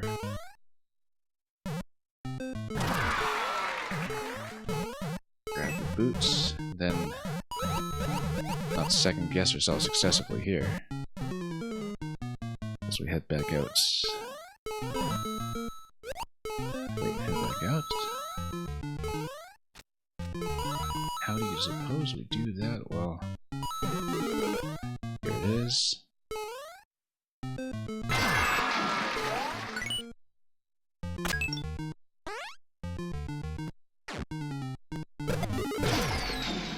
Blow everything up like that. Let's reverse a second time. I want to get as many coins as I can and then, yeah, reset the timer deliberately. I've been considering that, but it's the current checkpoint that I'm on that would be the respawn point, and the other flag I think is not really accessible enough from here.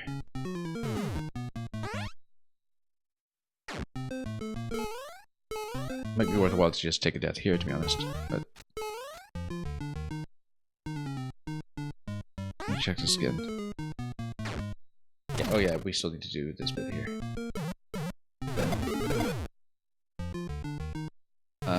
Except not. So we do still need to let this fire left.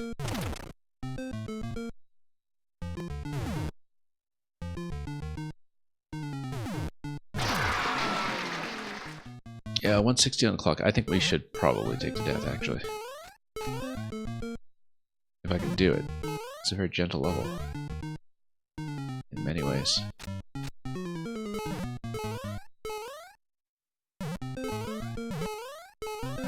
Yeah, we'd better take the head. But we'd have to, actually do it first.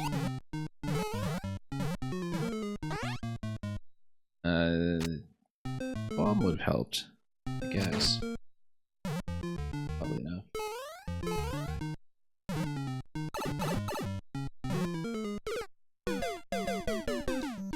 We should be starting a checkpoint with 4 coins, I think. Yeah.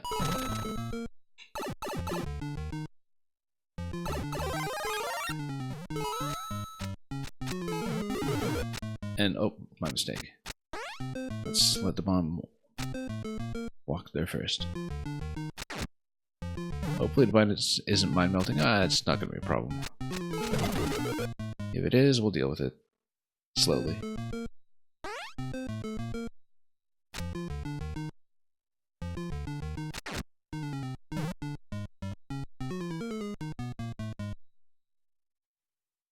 And, oh. Over there with the hard blocks. Yeah, and one more time to really open things up and right.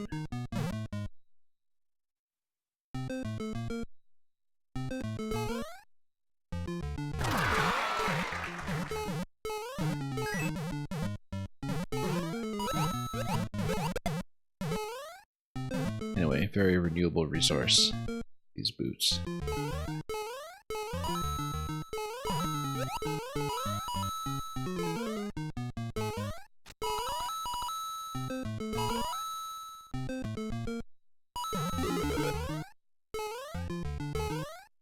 Anyway, we'll get there. Just a tiny modification of what we've already seen, at least to start.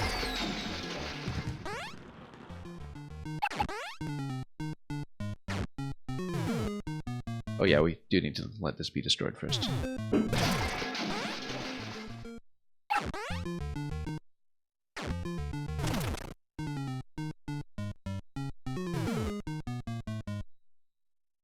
Except, we need to come in here and... there's nothing up for grabs over here, I think, but let's... pop that open.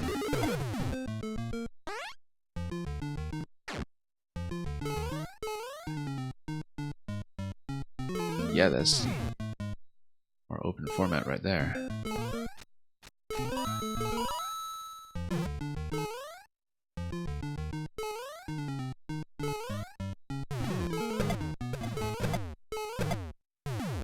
Which means we get to see, oh, it's a bullet. Don't think we need it for anything though. Oh, no, hang on. There we go.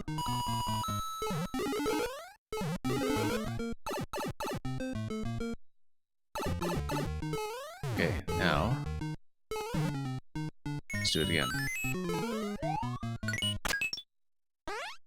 362 and a clock.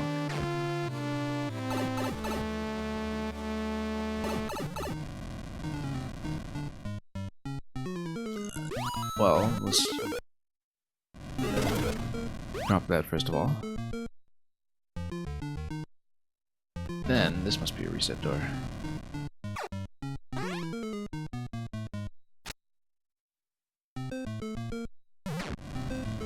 And that gives me a P-switch. That's new. P-switch is going to freeze the conveyor, which is going to let that spike top get bounced. And then this is going to fire something else at me.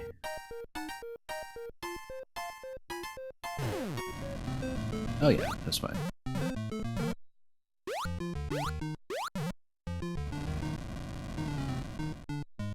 Okay, so... actually, you know what?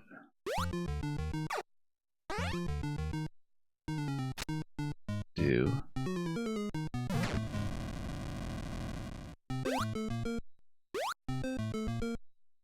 Do we have a P-switch down here? Yes, we do. We don't have a P-switch and a spring at the same time. Because it would need to get loaded in first. Which means... that... yeah, this needs to blow up this block over here.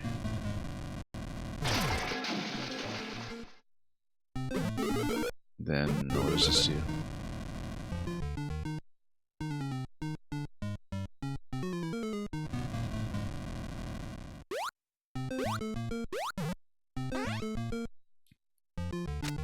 Need to poke around a little bit in a safe environment to just see. Yeah, I guess we should just progress with deflecting things as often as possible. Which also means that should be able to pop into the right side after we align the blaster to let the bomb walk across. Yeah, bomb walks across and drops into the column to the right.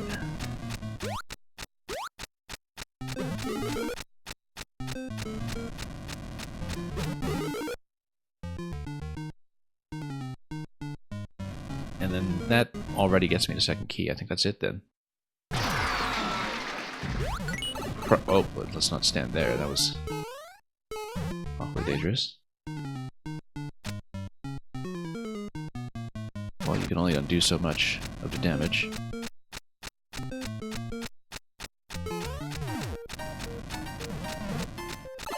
Oh, wait. Yeah, no, that's correct. And then that just drops you on top. Okay, we got it. Just needed enough time to read it.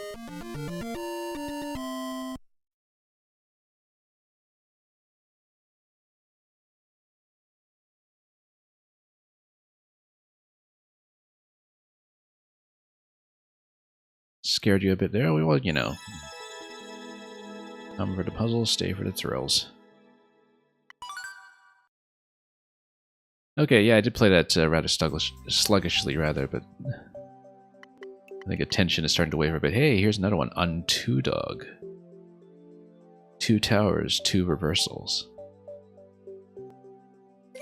So, we'll see how this varies up the concept this time. I mean, yeah, about half of the level we just played overlapped a bit with some of the existing setups from the first one. But this looks like it's going to be a more original development. And then after that, we'll just do 2 more traditionals, and then that'll probably put us at a reasonable completion time, so let's take a look.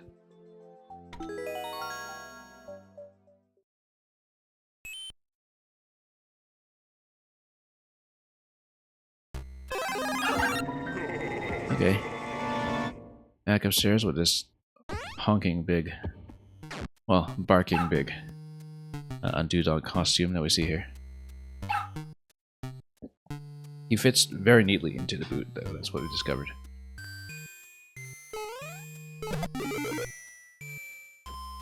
And yeah, we reset, and then we drop again to hit the POWs. And maybe some of the resets will be more elegant this time. I kind of want to check it again.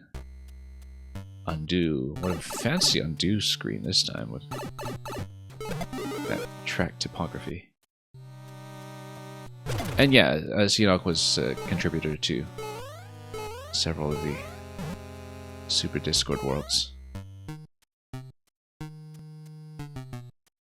I want to see what this reset does to see if it was handled gracefully. And yeah, it was this time. Fine blocks everywhere.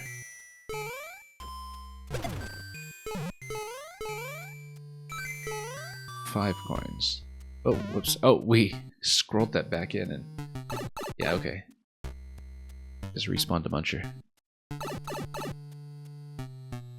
Yeah, this has been a really nice set. Some very fun mechanics in there as well. Even some of the much less maze-like levels.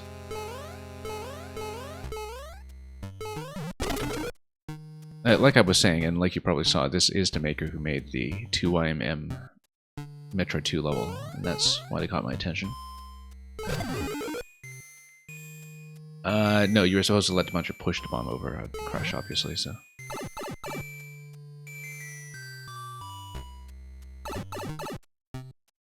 then something is supposed to break this bit too, eventually. Yeah, definitely beginning to see more variety to some of the setups. Also notice... Oh, you know what? Yeah, this one down here. I hope we're not too far past, because you totally could have... no, because the first POW would take over this muncher. Come down here, you need something else to deal with this one. It's gotta be a POW, but we don't know where yet.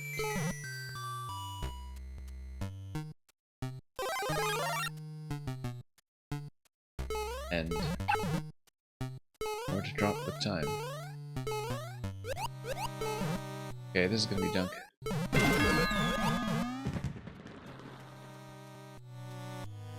And we'll reset and see what that was spawn blocking.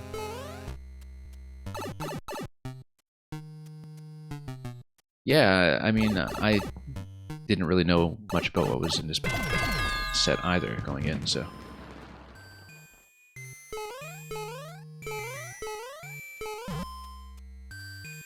Really glad I took the time to look at this profile.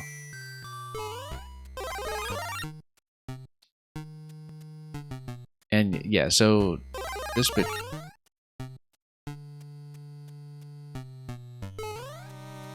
Actually, I just need the left side muncher on screen for this bit. Yeah, that's what it is. Now I've got it.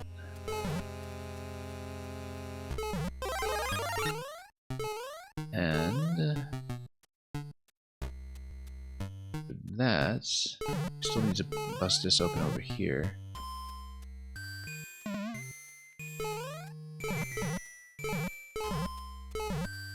I think we just use a POW to release... oh, there's a pipe up there too. I wonder we... a pipe at some point. Yeah, because it looks like we could just release the... well, let's do this first, and then... No, we weren't within range. I was trying to get within range over here, and then... oh, this guy's gonna walk. But I wanted to walk a bomb over here and do that from all the unstacking. When in doubt, let's reset and see if we had any state changes here that would actually stay.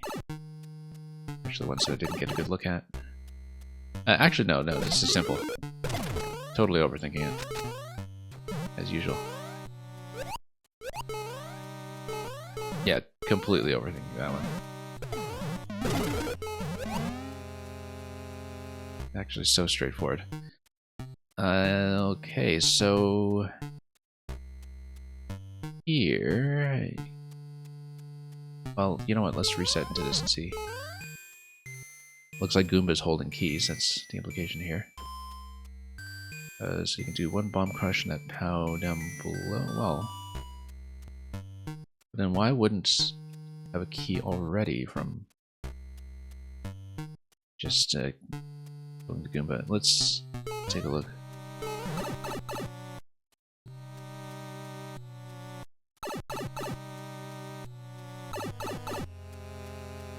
Yeah, okay, no, I see. The Goomba gets loaded in position over here. Now we smack it. There we go. Yeah, because previously that was spawn blocked. That's what it was trying to tell me.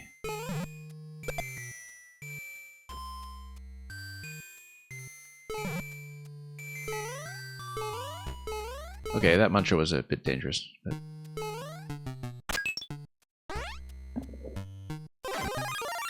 get in here. If I want to know, yeah.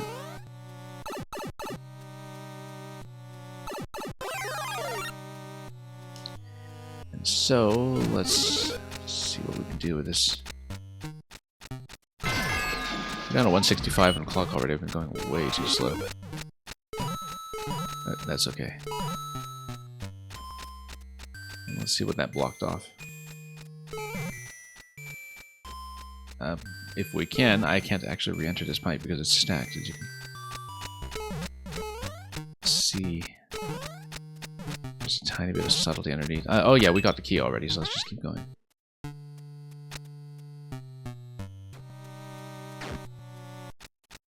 And then that's just going to dunk the bomb.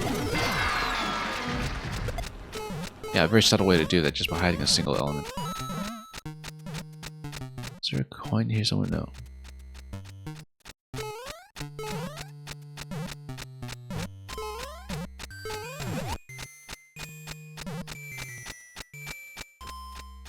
Oh, interesting.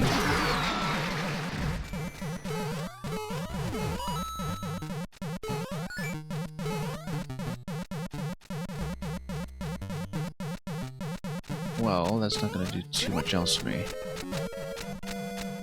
I was hoping to just drop this through. It's a bit too close to one of my panels for that. How about if I drop it through here?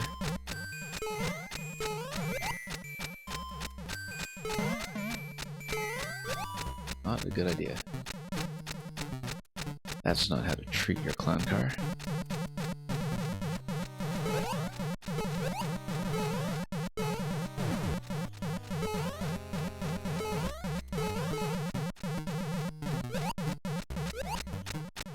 These 6 seconds remain on this. We should obviously just step through this one.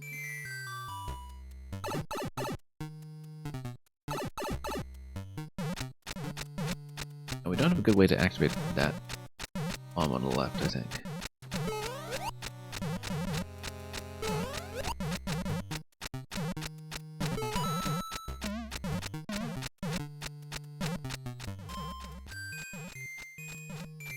Well, let's try to reload this one.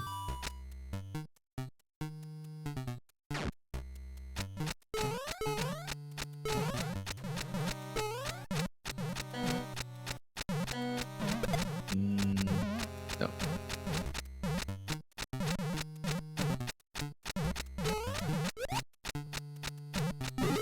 Oh, okay. That's interesting. How did that happen? Yeah, the bomb just decided to do this for us. And what does this achieve? Let's reset. Find out. This way.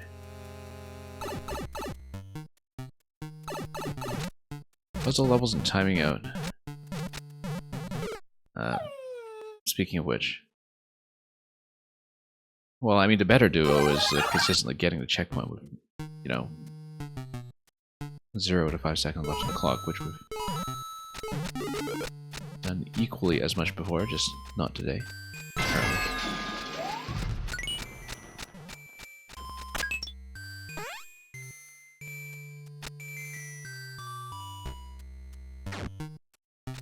Okay, we'll let this one walk. It's going to drop the whole right side column.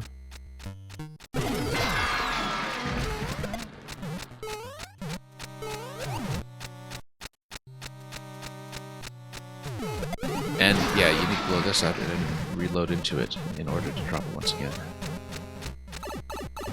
We didn't really get a good visual look at that last time, so.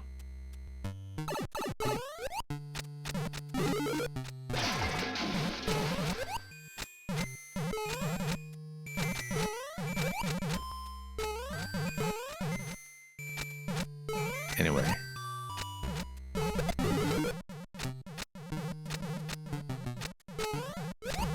Yeah, that didn't seem to do much else for me here, but we'll grab this coin. And coin 4 is accounted for to the right side.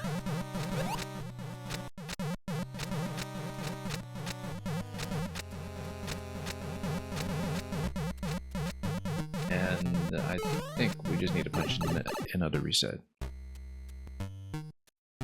Duo dog, yeah, pretty much.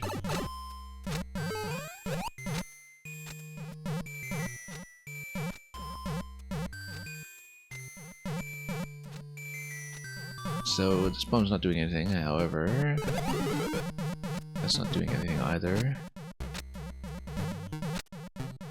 No, I mean stilettos here, that's obviously the way forward. Bit of a weird position to do that, and I didn't really even consider that we would get stiletto in this level. But obviously the way to go is here.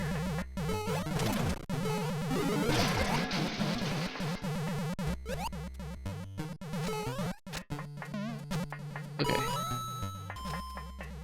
On the other hand, I wonder if we could just slide the clown car through. Like, oh, we can't bump it. Unless we drop the boot in it, and then, oh, no, lead it over. Will it come over? Oh, no, boot's gonna get lost. Oh, that's not good, that's not good. Let's reset it. I was hoping to lead the clown car over, then survive with the stiletto in the next section instead of dropping it.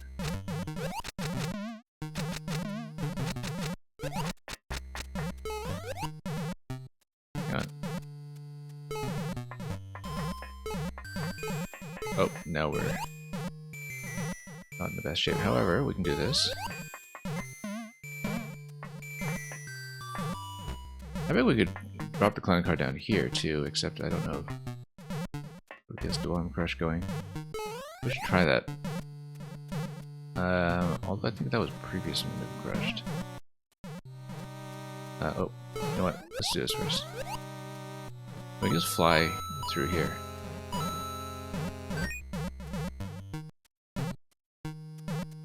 I feel like we broke this a little bit, but that's just a proof of concept.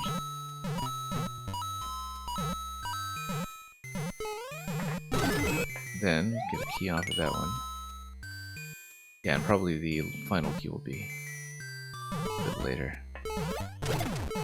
Yeah, because it totally breaks some things to do this, I think. But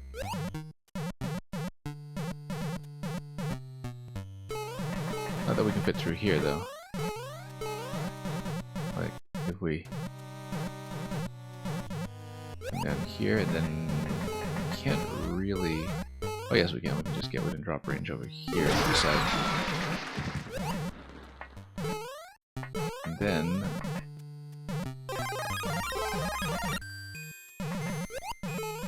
let's take a look.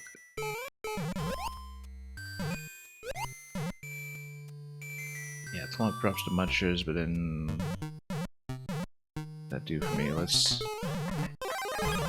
here.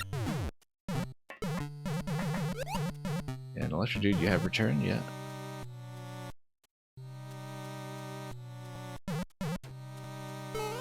You got a chance to, I don't know, clear your head a bit. Yeah, we use this key door to reset through here. And we'll see what has been uncovered. Oh, big Thwomp. Okay, great. Now we do this. We no longer have a clown car, but we still have the stiletto, so it's still a plus. I feel like this... okay, no, there's a bridge here. Worth checking.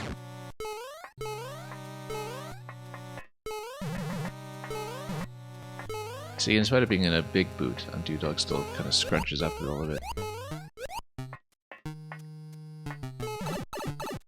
Breathing has been restored. Yeah, very important. A rather vital function. Okay, so we do actually have to drop the boot here at this point. Bit of a boot check. And yeah, and it is going to be a bonus segment. By the looks of it. 175 remaining. And it gives you a checkpoint, so we don't need to worry too much about key that's past this point. Even though we do have an additional key as well, for some reason. Sure, let's go left.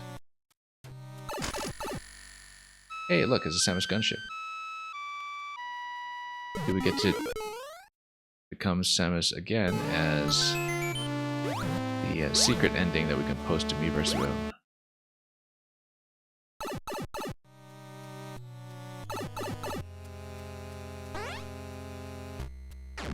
I've been dealing with stress and anxiety and all that, so it's important to do meditation, breathing exercises. Yeah, I mean, I'm glad you at least have a plan in mind for that.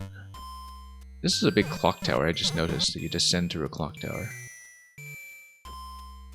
Anyway. Oh, you know what? Let's get the platforms again so we can actually see the finale. from the top of the flagpole.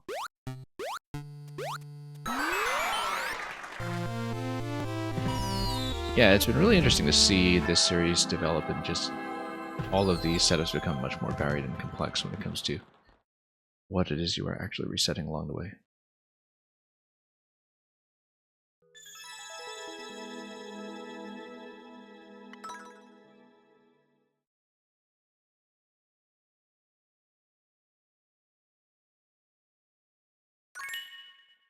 My meditative exercise apparently is just resetting doors until we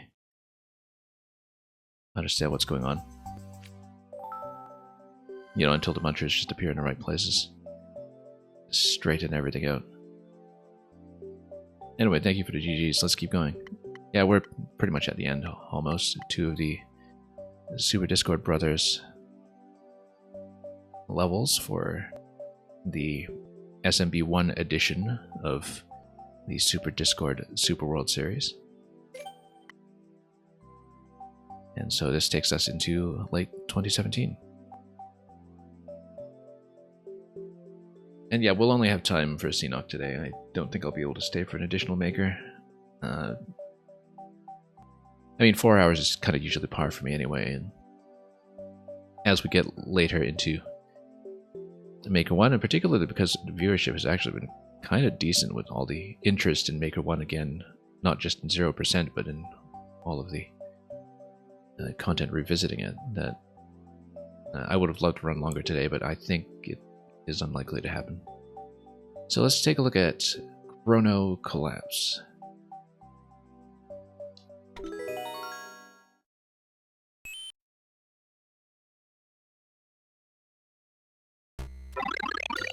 Now close your eyes for this one, yeah.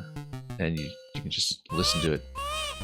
Oh, close your eyes for this one, I guess, because you can just listen to Baby Mario weeping the whole time. I didn't even know the Yoshi's Island Baby Mario was in this game, I think. But some of the mystery mushroom costumes keep surprising me. Oh, whoops. Oh, no, we lost him already. And he's not just going to float away like he does in Yoshi's Island.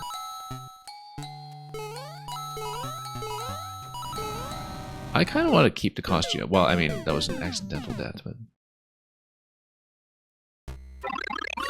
Oh, right, you're going to close your eyes for it because you are planning to run the Discord world in its entirety. Yeah, I'm glad someone's doing it, like I was saying. Because I really did not expect I would have time for it. So... And the levels I've been seeing from them so far have been very, very solid.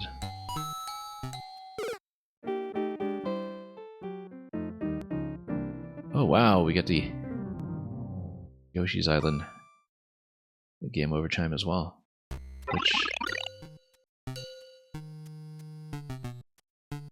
Yeah, this is a very aesthetically striking level, actually.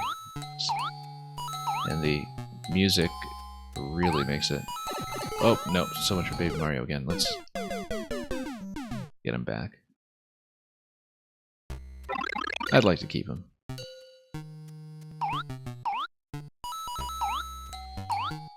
If we can.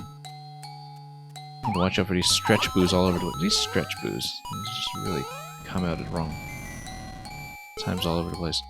This is an interesting piranha pattern over here. That's okay, maybe we'll have another crack at Baby Mario soon enough. What happens if you enter here? One up. Very nice placement here.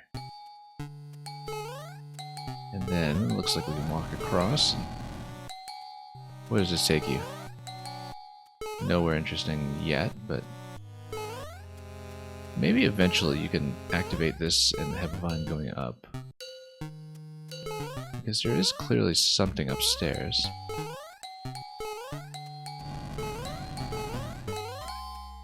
Oh, let's watch out here. Probably kind of a plant accelerated by pipe stacking, if I had to guess.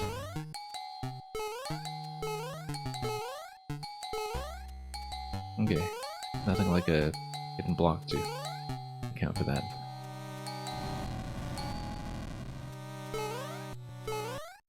Anyway, obviously we'll hit the missing one. Or not. Wonder what that's all about.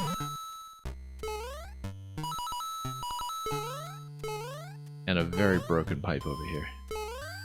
Network error, broken pipe. Oh, this is new. And we can kick this. Just a neat little traditional style bonus.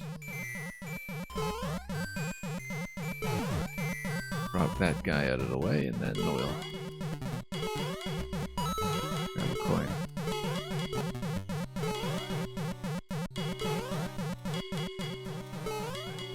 Okay, here's checkpoint, and here's Baby Mario again. As planned.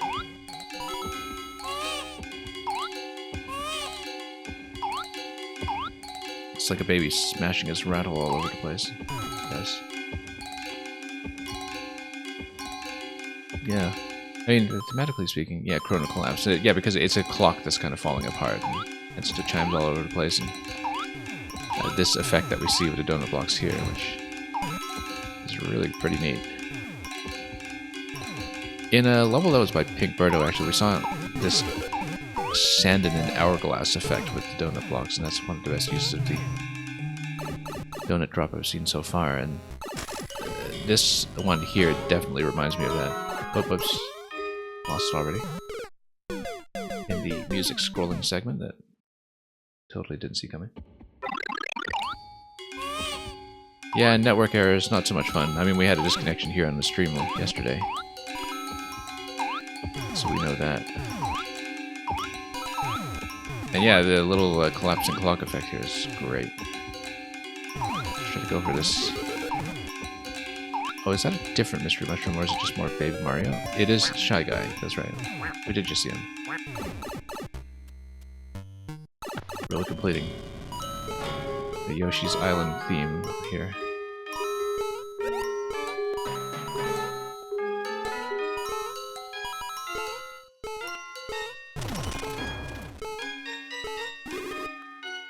Oh, oops. Oh, there's an upper track too.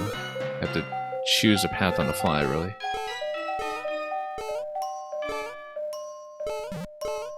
And then, yeah, let's get down here. Oh, that was quite a nice sequence. I kind of wondered if there was anything to the top pass that we were missing, but...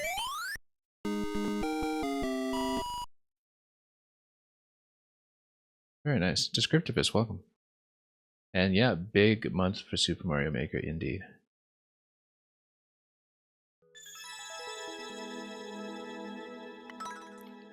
It's been nice to see the attention return to the game again, and I mean, I know it's mostly been focused around the recent spate of clears for 0%, but obviously Team 0% has hit a little bit of a wall with the one single level remaining, so it's kind of nice to see a bit of dispersal into people sticking with the game and also running some other things like 100-man and viewer levels in some cases and other things, and just giving Mario Maker 1 one final burst of activity. We've been running it pretty consistently since early January. I've just been going through piles and piles of makers, one full profile at a time. You know, people that I've been meaning to catch up on for years, in some cases. We're actually just about to finish up for today, but thank you for coming by anyway. We just have one more level to go before I do have to log off. And this is going to be 4-1 double-sized district from Super Discord Brothers. Thank you so much for the follow. Yeah, like I said, we are running Maker 1 more or less exclusively until the shutdown at this point, and just trying to show off fun things as much as we can locate them. And yeah, I'm glad you enjoyed the commentary as well.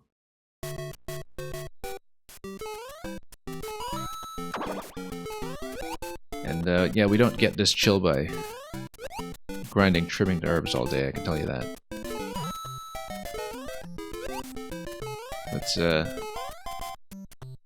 alright.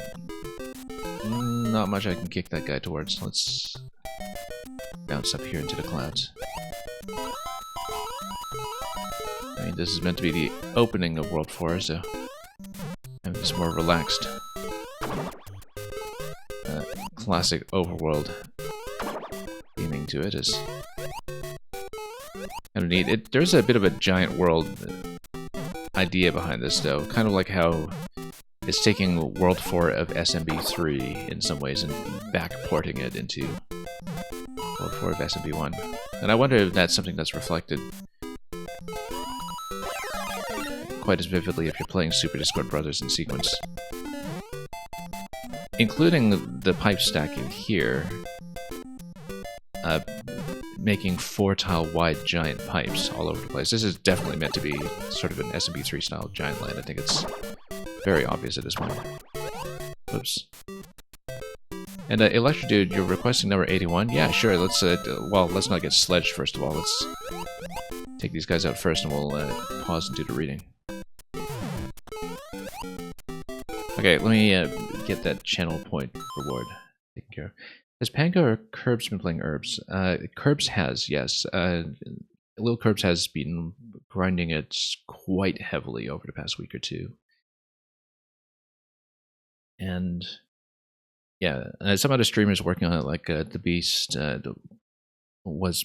he was mostly focused on getting some of the other clears. He actually got second clear on Last Dance, which was the second last level in the set, the NSMBU one that was cleared earlier today. He was just slightly behind one of the Japanese players in Team 0%, who was bagging a couple of the tougher ones. Orator had been playing Team 0% pretty consistently up to a point. I don't know if he's working on Trimming Herbs, though. I know he was working on the last SMP1 level earlier this week, but he didn't get it first either. Anyway, let's get the channel point redemption from Electro Dude out of the way so you folks can see what that's all about. Yeah, 95,000 attempts at this point, Daedalus, and that's not counting all of the editor practice as well, where we've seen people run for hours and hours just doing editor practice. Okay, anyway, Electro Dude, you were asking for number 81. Let's do it. A very fitting one for closing days of Mario Maker as well. So yeah, my channel point reward on this channel for the longest time has been reading sonnets by William Shakespeare, requested by number. So Electro Dude asked for number 81, which goes like this. Or I shall live your epitaph to make, where you survive when I in earth am rotten. From hence your memory death cannot take, although in me each part will be forgotten. Your name from hence immortal life shall have, though I, once gone, to all the world must die. The earth can yield me but a common grave, when you entombed in men's eyes shall lie. Your monument shall be my gentle verse, which eyes not yet created shall overread. And tongues to be your being shall rehearse, when all the breathers of this world are dead. You still shall live, such virtue hath my pen, where breath most breathes, even in the mouths of men. Excellent pick, Electro Dude, for the dying days of Mario Maker 1 specifically. I don't know if you intended that, or if you just picked a number you liked, but really, really good pick today. Favorite Shakespeare characters? I'm gonna say Cordelia from King Lear. That's the first one who comes to mind. I mean, there are lots to pick from. Anyway, I think this is actually it already. This short little traditional dessert of a level here.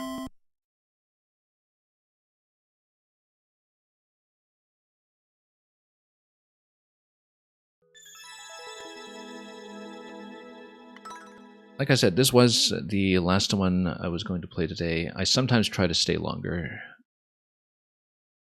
but 4 hours is kind of par for this stream. I'm definitely feeling the crunch though with Maker 1, where I want to get through piles and piles of Maker codes that I have, or level codes that I have rather. And yeah, so the reason I played this profile in the first place, for those who came in late, was because this level from 2 years of Mario Maker was absolutely phenomenal. It's a very complete remake of Metroid 2 Return of Samus. It's amazing how much was packed into it. So we're not running it today because I've already previously recorded it, but this one is very highly recommended. And it drew my attention to Seenoc's work generally, which, you know, it starts out pretty modestly, but he's kind of interested in Metroid as a theme from the start, and eventually gets to the point where I think the last of the Metroid levels was a pretty decent approximation of a lot of major scenes from Super Metroid. But the Undo Dog series really kind of stood out as well, I think, as well as some of the very Maker 1 specific mechanics, like bopping munchers through ground tiles, like from across ground tiles, that we saw quite early on in this Why Not Show 'Em Who's Boss level. So yeah, this was a really strong set. Very easygoing relative to a lot of what we typically play here, but definitely a nice one to stroll through today. So, thank you so much for watching.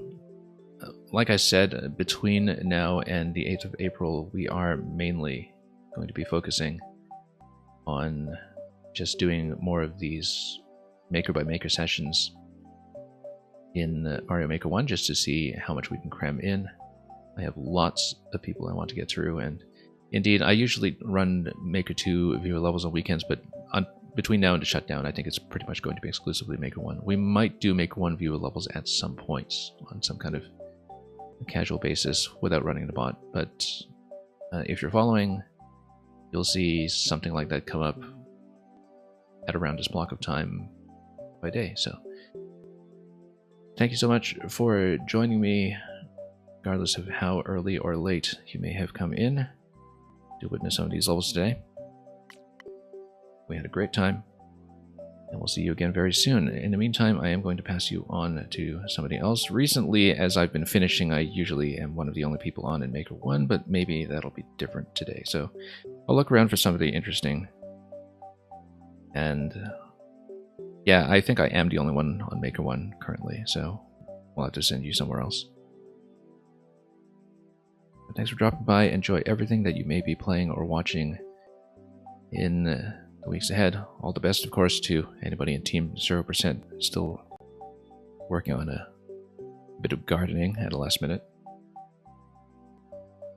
And above all, fare thee well.